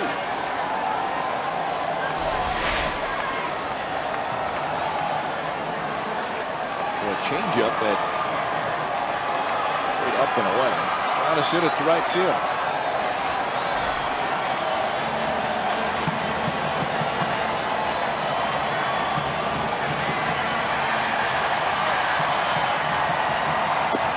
Stayed away again, and now it's 2-2.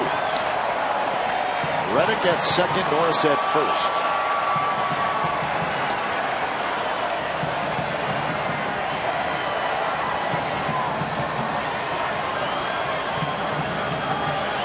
field. Shift a little bit toward left center. And that one hit toward right down the line. Victorino on the move, and Victorino makes the catch. Reddick heads up. He tags at second, goes to third. They call it foul fair. I think it was foul. Ball, yeah, thank you. Yeah, it looked like it was slicing, but you're right about Josh Reddick. A very, very smart play. Is high, and it looked like on the changeup he was trying to go to the opposite field. Green was, and Josh Reddick, once he saw the ball in the air, regardless of fair or foul, he was going to be tagging that ball clearly in foul territory. No chance for Derek Norris, but at least Josh Reddick gets to third. And Lester is done. 6 1/3 tonight. Tozawa is coming in, the right-hander. So when it's time for change, think Speedy Oil Change and Tune Up, your oil change, tune-up, and spa experts. 2-0 A's, and they're looking for more.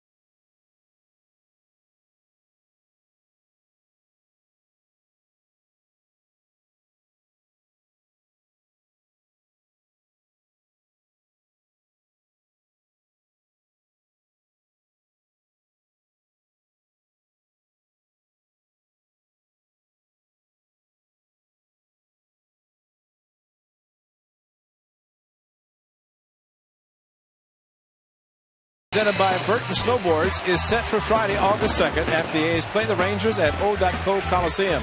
Bring the family and enjoy the show from the outfield grass. On-field capacity is limited. Sierra Tahoe and Burton Snowboards will be on site helping kids learn how to snowboard in their Riglet area by Section 235. That's going to be special. For more information and tickets, go to oaklandathletics.com/fireworks. Go bring some snow out here, man. For some snowboarding. Yeah. How about that? Great. Give me some snow at the Coliseum. No, it's going to demonstrate.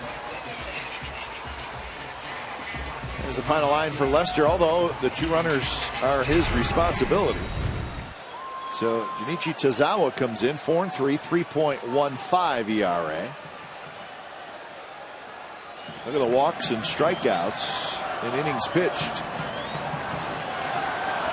Relief Lester on the April 24th game in Boston. And Coco toward right, and that's a base hit. Reddick trots in to score. Coco does not wait around. He's got an RBI single, and the A's lead 3-0.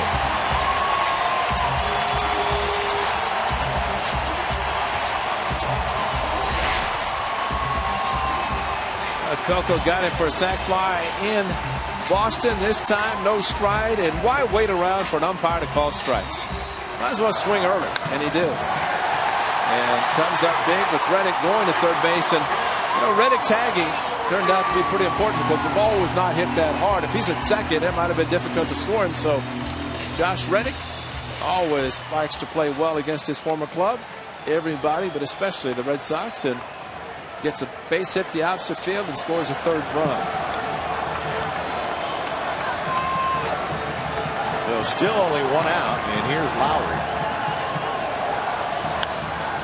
Lowry hits one high and foul, left side.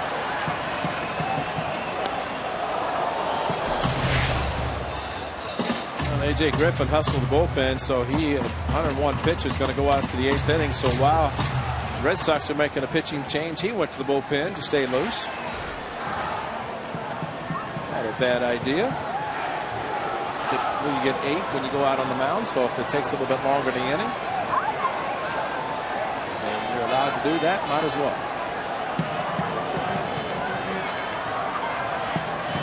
Lowry has fouled out, lined out, and walked and scored.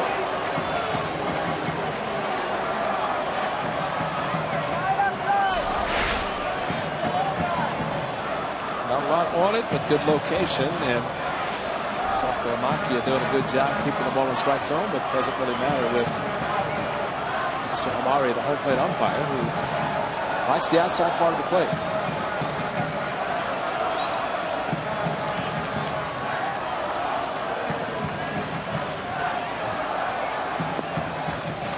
Fastball was low. So the A's with single runs in the 5th, 6th, and 7th. Maybe looking for more here in the 7th.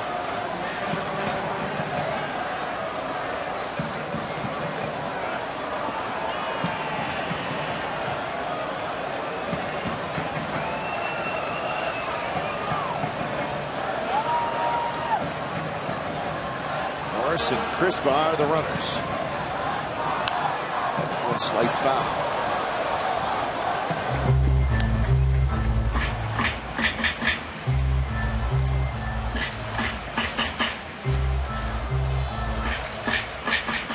So a single, a walk, a fly out advancing a runner, and an RBI single so far for the A's here in the 7th. So even the out that was made was a productive out.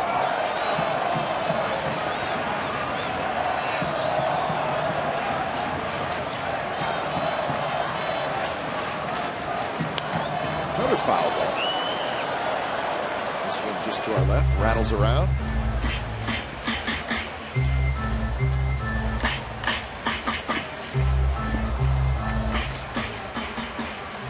Mariners still leading 4-0 over the Angels. That game in the 7th inning in Seattle. 4 RBIs for Justin Smoke tonight for Seattle.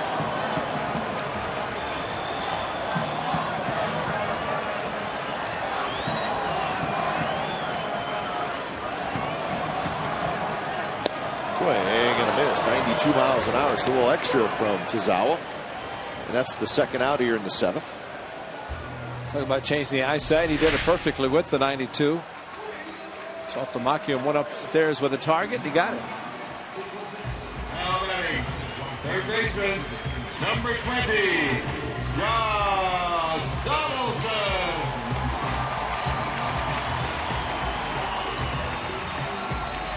So Donaldson has a chance to knock in a run. Josh is 1 for 3 and a line drive single in the 6th inning.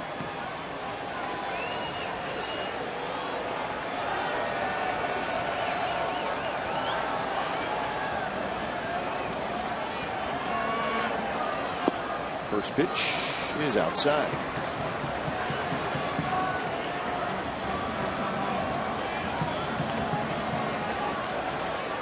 Watching Saltalamacchia, kind of reminds a little bit of Jason Varitek, the captain of the Red Sox. And he gives a sign and then gives a target. He holds the target, but he doesn't move. And watch when he puts the glove up, doesn't move his body. Something Varitek always did. There's the target, and then he waits. But he keeps the target in the same place, and then he moves. High strike called, 1-1. Varitek did the same thing, so maybe something that Saltalamacchia picked up from the veteran Jason Varitek, long-time catcher for the Red Sox.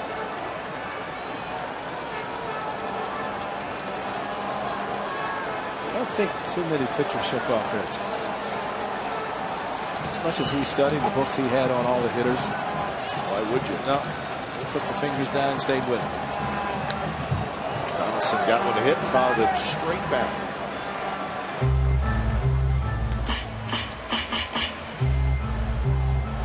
So 1-2.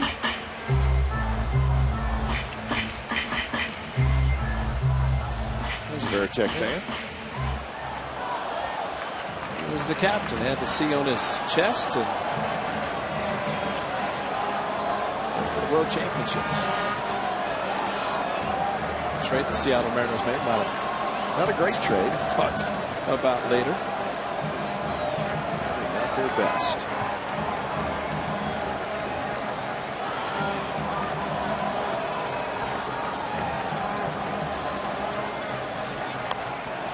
Slowly hit down the third base line, and it just triples foul.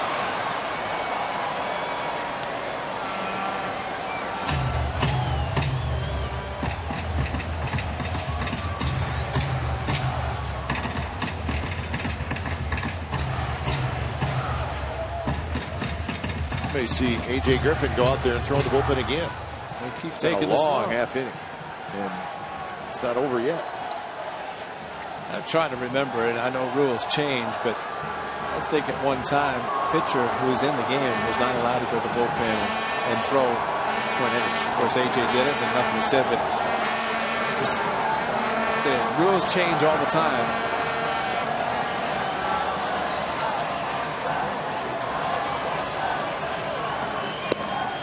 That one is outside, so count even now. Donaldson at 2-2.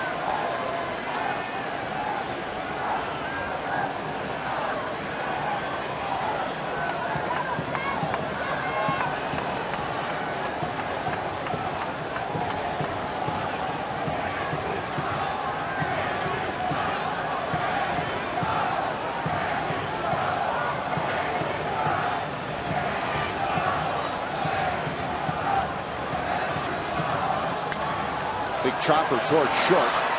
Only play is going to be at first, and they just get Donaldson. Side retired, but the A's get another run, so it's 3-0 as we head to the 8th inning.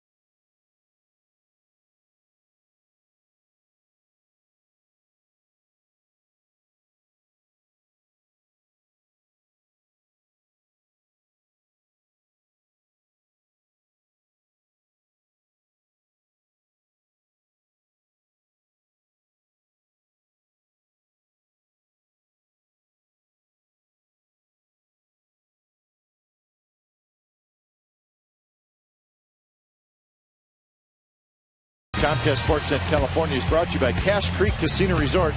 Cache Creek's endless summers, waves of cash every day. Visit cachecreek.com for details. Beautiful night at the Coliseum and a good game. 3-0, the A's leading the Red Sox, and A.J. Griffin is back out there.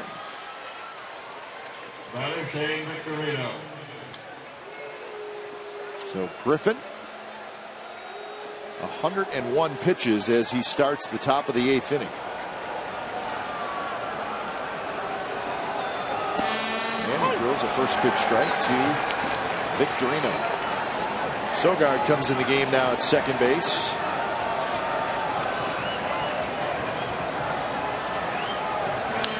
Victorino popped it up. It's going to be Donaldson under it, and that's out number 1.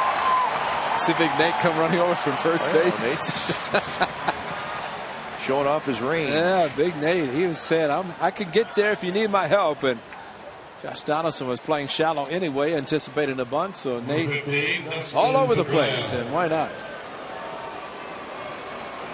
Do a little up quickly just in case, and that possibly be for Ortiz. Maybe it will depend on what Pedroia does in this at bat, whether AJ stays in to face Big Papi.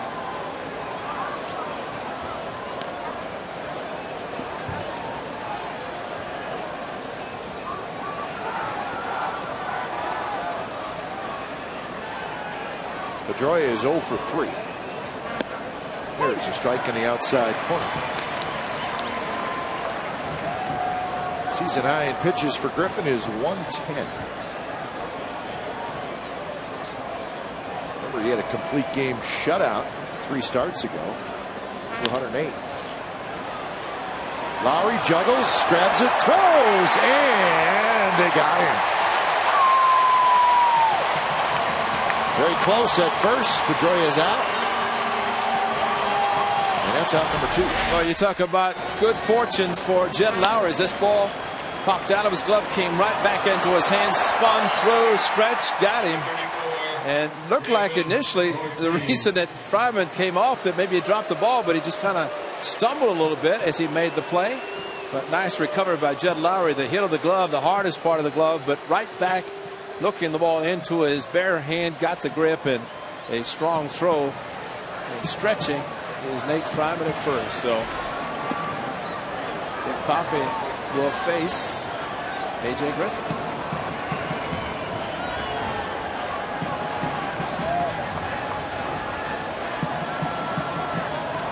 Single, pop out, and reach down in air, and the first pitch is a good one right on the outside corner. Little off-speed pitch.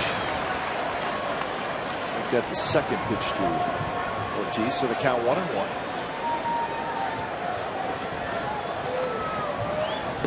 Swing and a miss. Up around the letters, 1 and 2. This is where you have adrenaline. You're starting pitcher. Get up to the pitch count a little bit, and adrenaline. He wants to get through this 8th inning. He does not want to have to leave, except after the 3rd out, and a standing ovation from this crowd, the sellout crowd. And that one tapped slowly. Lowry racing over, underhand flip. He's got it, and that'll do it. 7 in a row retired by AJ Griffin. He has been sensational tonight. And we're headed to the bottom of the 8th inning with the A's leading 3-0.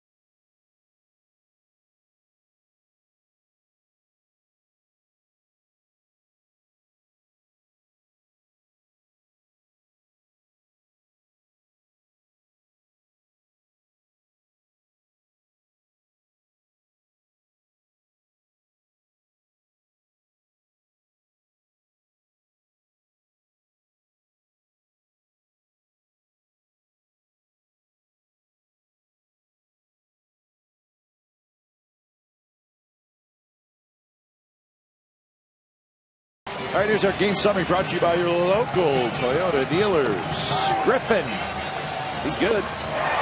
8 innings of shutout baseball tonight for A.J. Griffin. And the A's got on the board in the 5th. Derek Norris solo shot his 5th of the year.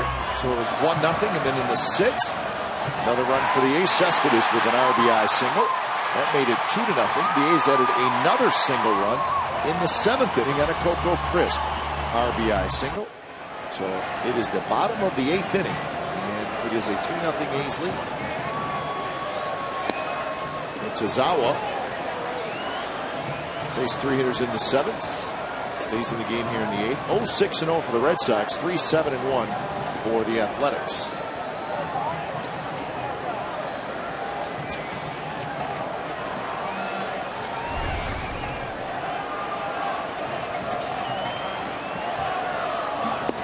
Cespedes takes outside. 2-0. Cespedes a walk.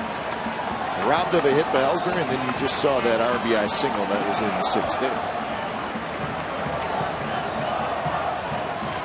The Texas Rangers won their game earlier today.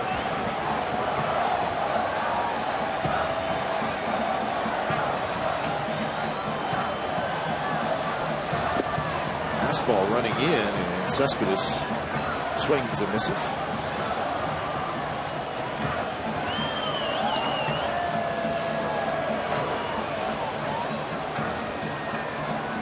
Balfour's up. And it's a safe situation with a 3-0 lead, but Grant, along with the A's, would love to see some more insurance. Especially get the offense going again. Foul tip.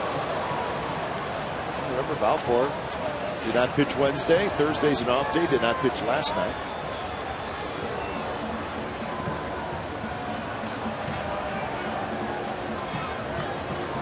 So 2-2 to Cespedes. Fryman will be next, and then Chris Young here in the bottom of the 8th inning. Exactly. Regardless of what happens in this 8th inning, Balfour should be pitching anyway in the 9th. And you're right, he has not pitched. He's getting up and getting loose and ready to come in regardless of the situation. Cespedes fouls it back.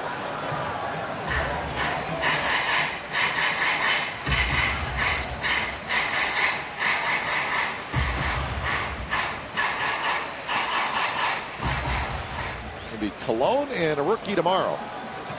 Brandon Workman, who's a right-hander. So Bartolo Colon will be looking for his 13th win of the year.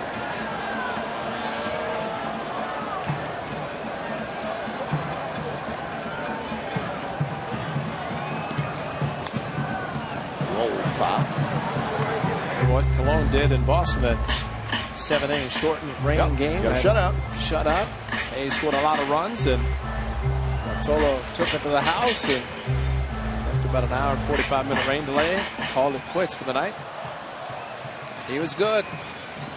Took advantage of the offensive support and shut down the Red Sox. It's a nice night that night.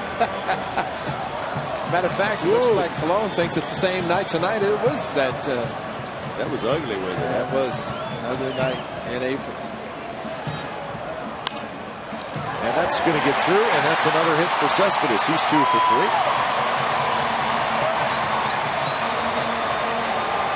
All right, we got in-depth sports news for the Bay Area fan. Go deep with Sportsnet Central. It's brought to you by Hyundai, and it's tonight at 10:30, and it's on our sister station, Comcast Sportsnet Bay Area. Lots of highlights and clubhouse reaction from the A's game and from all around Major League Baseball. And 30 A's in 30 days at E-Shack. Mindy Bach and Henry Wolford. Sellout crowd tonight here at the Coliseum. Just been announced, the 9th sellout of the year for the A's.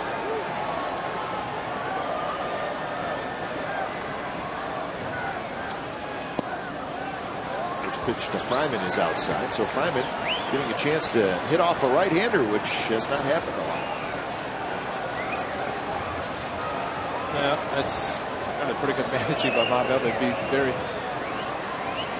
probably tempting to put in Brandon Moss with the righty and put Moss in at first base, but maybe hold the lefty just in case something were to happen. The A's hope that will not be a situation that Red Sox come back. That's just in case. That is the new Red Sox, Matt Thornton. Looks a little different in that Boston uniform. He was with the White Sox for a long time. All they had to do is change the color of his socks from white to red. That's right. Amazing? Once a sock, always a sock.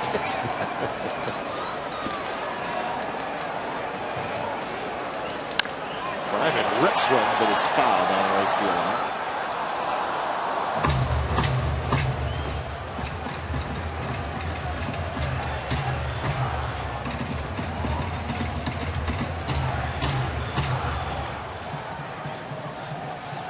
Fryman is 0 for 3. He's hit into a double play. He has struck out and he has popped out. Mariners have added 2 more. 6-0 Seattle in the 7th inning over the Angels.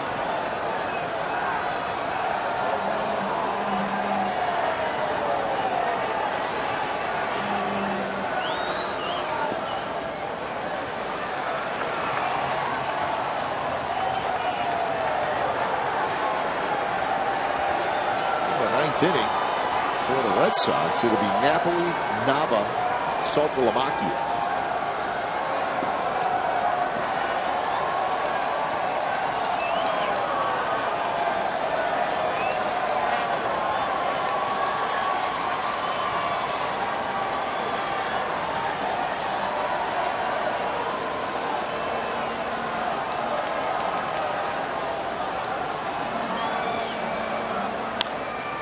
Hit hard on the ground is short. Pedroia turns it nicely, and that's a double play. So Fryman hits into a double play for the 2nd time. So 2 outs here in the bottom of the 8th. You want to see textbook infield play. Unfortunate double play against the A's, but what Iglesias did and Pedroia, that is textbook. I mean, just look at. Watch Pedroia at second base from down under, just gets a little extra on the throw because Fryman's getting down the line quickly, but man, that's as well as you could turn a double play. 6-4-3. It almost looked like, Ray, so the throw was low, so he said, I'm just going to stay down there and throw from there. Stay and throw from there. And if you're a base runner, you better get down. First pitch to Young is a fastball a bit outside. Young had a hit in the 2nd inning.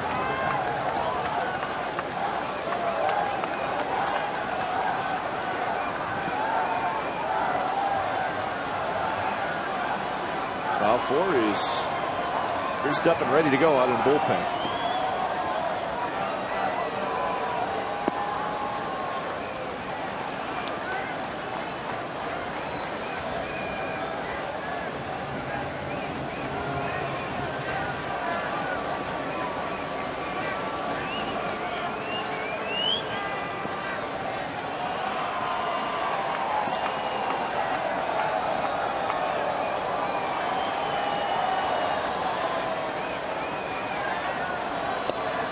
Fastball outside corner, strike.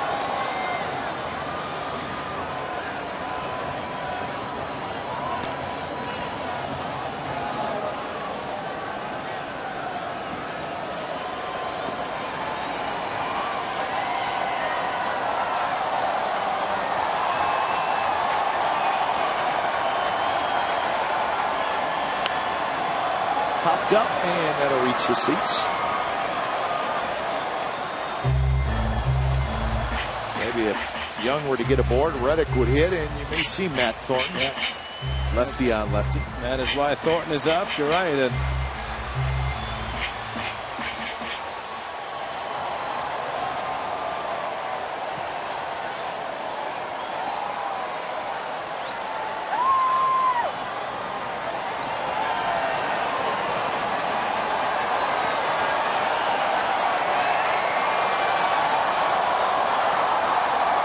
Tazawa's ready, and here comes the 2-2 pitch. And it's rolled foul.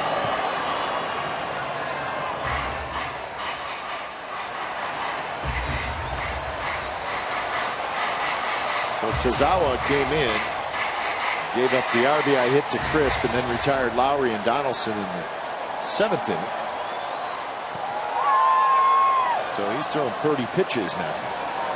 That's a huge hit by Coco Crisp also, because the A's first and third, 1 out, and able to score a run in the 3rd consecutive inning.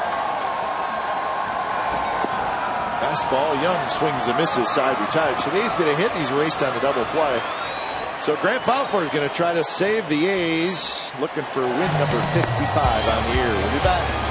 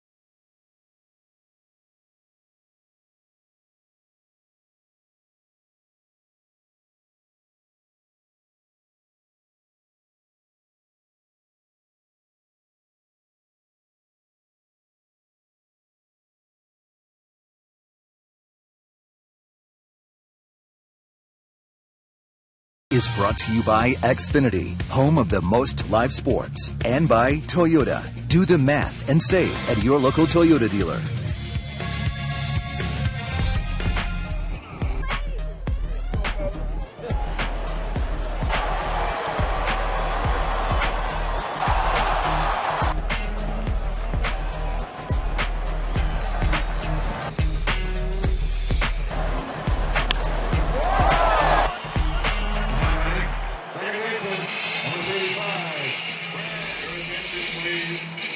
Well, the music tells you that Grant Balfour is in the game.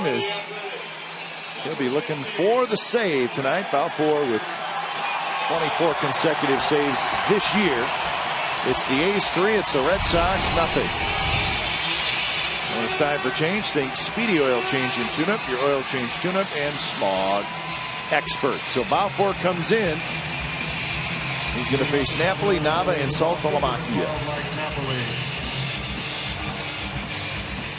So Griffin, sensational, 8 shutout innings. When he got into trouble, he worked his way out of it. New first baseman is Moss. And now we know if Moss pinched hit, Thornton's in. Yep. So it was letting big right-hander Nate Fryman face Tazawa, and Moss does come in for defense.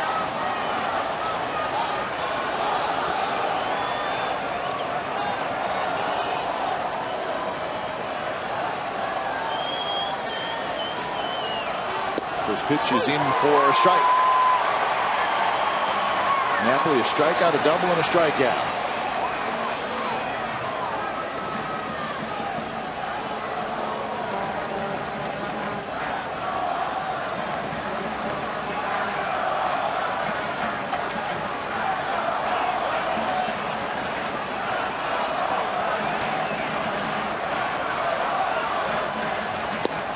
Breaking ball. Grabs the outside corner, and it's 0-2.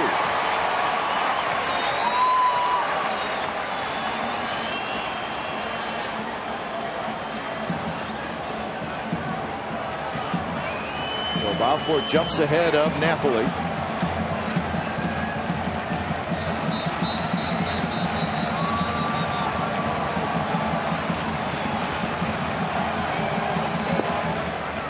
Fastball is low. Actually, it was not a fastball. Breaking ball. Kind of diving straight down. 1-2. Well, he said when I asked him, he's not divulging any secrets, so he doesn't tell us He gets a different break. Yep. Can't tell us anything. It's okay though. He doesn't have. That's all right. Keep it to yourself, big boy.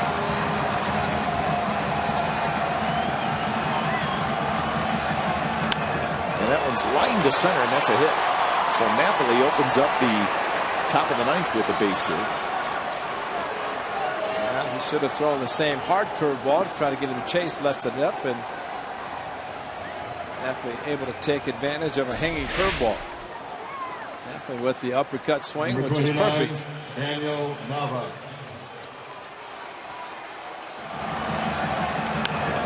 So that is 2 hits for Napoli. That's 7 hits for the Red Sox. And here's Daniel Nava.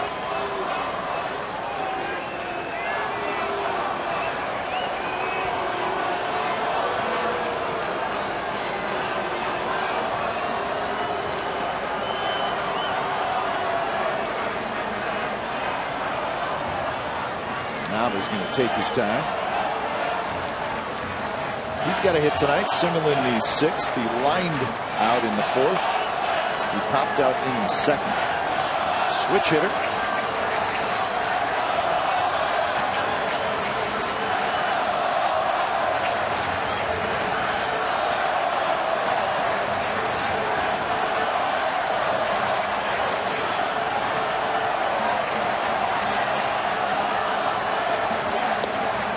Just a touch low.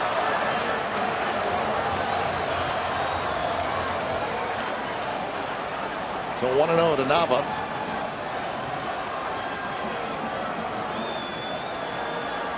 Saltalamacchia will be next after Saltalamacchia and Iglesias.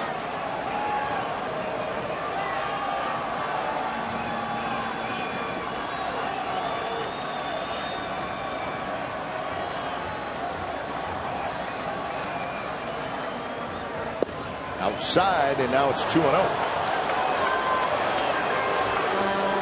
Red Sox, just like the A's, they will give you a good battle. They'll lay off the close pitches. And almost to the point that what Nava is doing. Napoli took the first pitch strike. Nava has taken the first 2 pitches out of the strike zone, realizing that you need a couple of guys on base, so it's almost as if he's going to make sure he takes a strike before he swings. We'll see on his 2-0. And that one is a strike, outside corner. That's when you see clubs that do this, and that's smart baseball from Red Sox, just trying to get on base. Don't call it anything but a fastball. You just say almost down the middle to indicate they're going to be taking it anyway.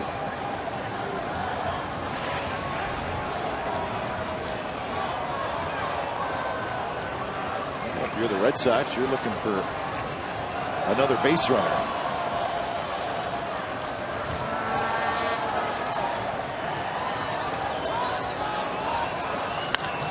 That one bounced toward Moss. He's got it. Spins, throws a second for one. Back to first. Not quite in time. Balfour got over there. But Nava beat the throw, 1 out. Brandon Moss in for defense, and he makes an outstanding play. And cutting across, and Balfour also. I mean, this play all the way around is great. They don't get a double play, but Lowry, a perfect throw to first.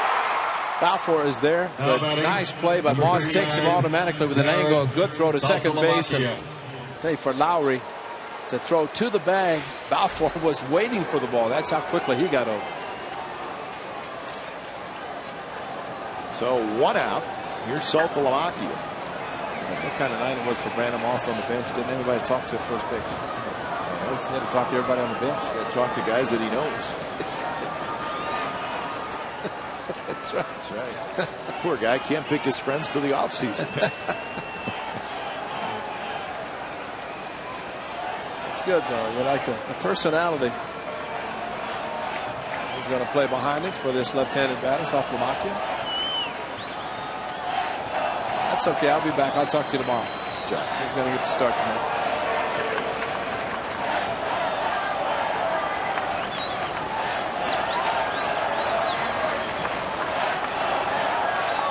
Saltalamacchia has walked. He's hit a fly ball to center. He's hit a fly ball to left.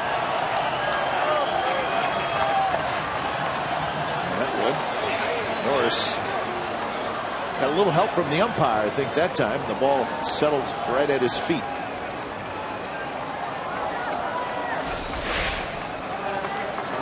got a glove on it. Right in front of the plate. Came up. Left shoulder of the home plate umpire. Up the feet of Derek Norris. Nice block, Derek. That's right.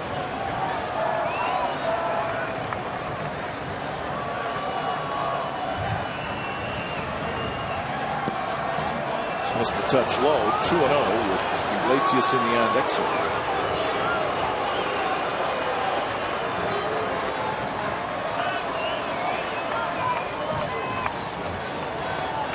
So Balfour trying to save A.J. Griffin's 8th win of the year.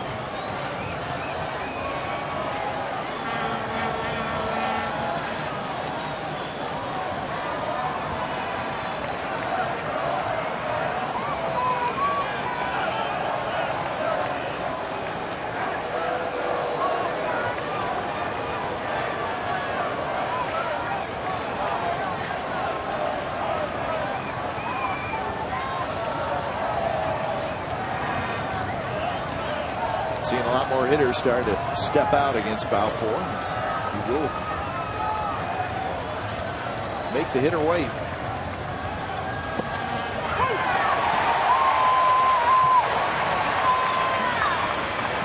Wish you got two people trying to control the at-bat.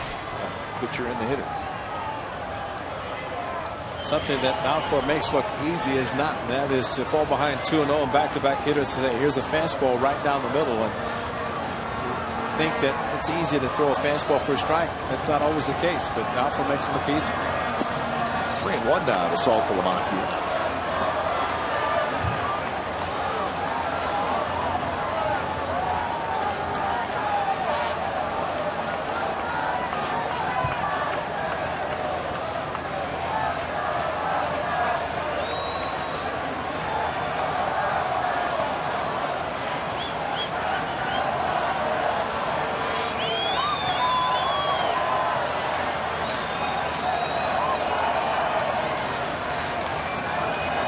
Now they're ready. And the pitch, swing and a miss. Came right at him, 93 miles per hour. Balfour screams into his glove.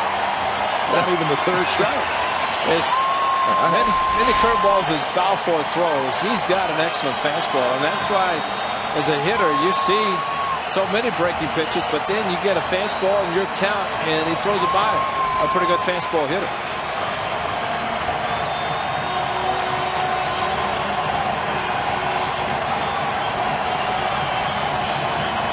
Nava is a runner at first. He's not being held. And a swing and a miss. Struck him out. And that's out number 2 here in the 9th inning.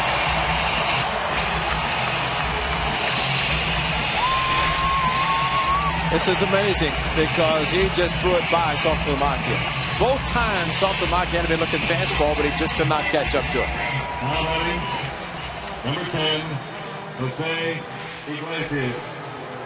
So Jose Iglesias steps in with 2 outs here in the top of the 9th inning. A's 1 out away from a win.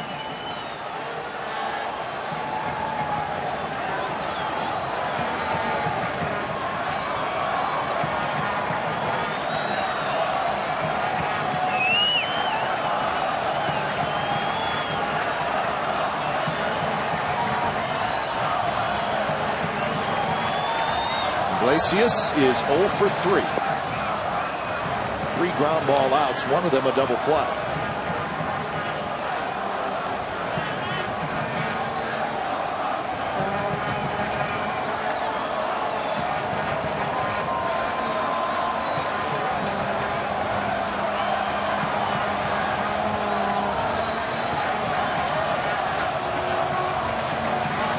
Outfield shallow for the Iglesias, and the pitch is outside, and now it's 2-0. Jeff Holt is the on-deck here. First batter, Napoli, started him 0-2. The 3 following batters, 2-0. He's come back to throw strikes, try to do it again for Iglesias.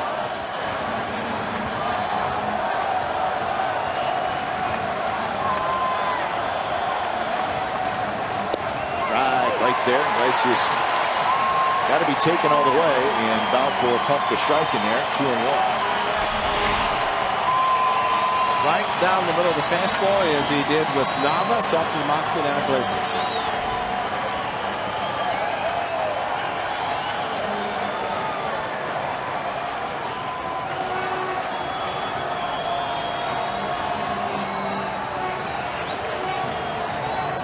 Two-one pitch, foul back. Now it's 2-2. So about 1 strike away from wrapping this baby up.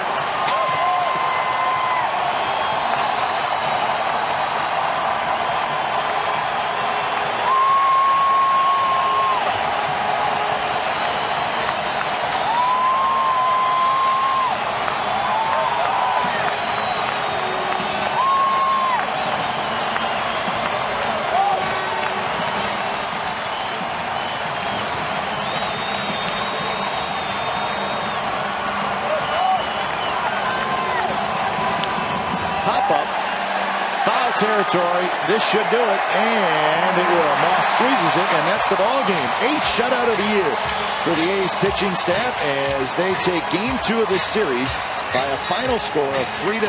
So rubber game of the series tomorrow afternoon to wrap up the first half. So Griffin wins it, Balfour saves it, and a well-played game tonight by the Athletics. Final score tonight, the Athletics 3 and the Red Sox 0. You've been watching A's Baseball on Comcast Sportsnet California.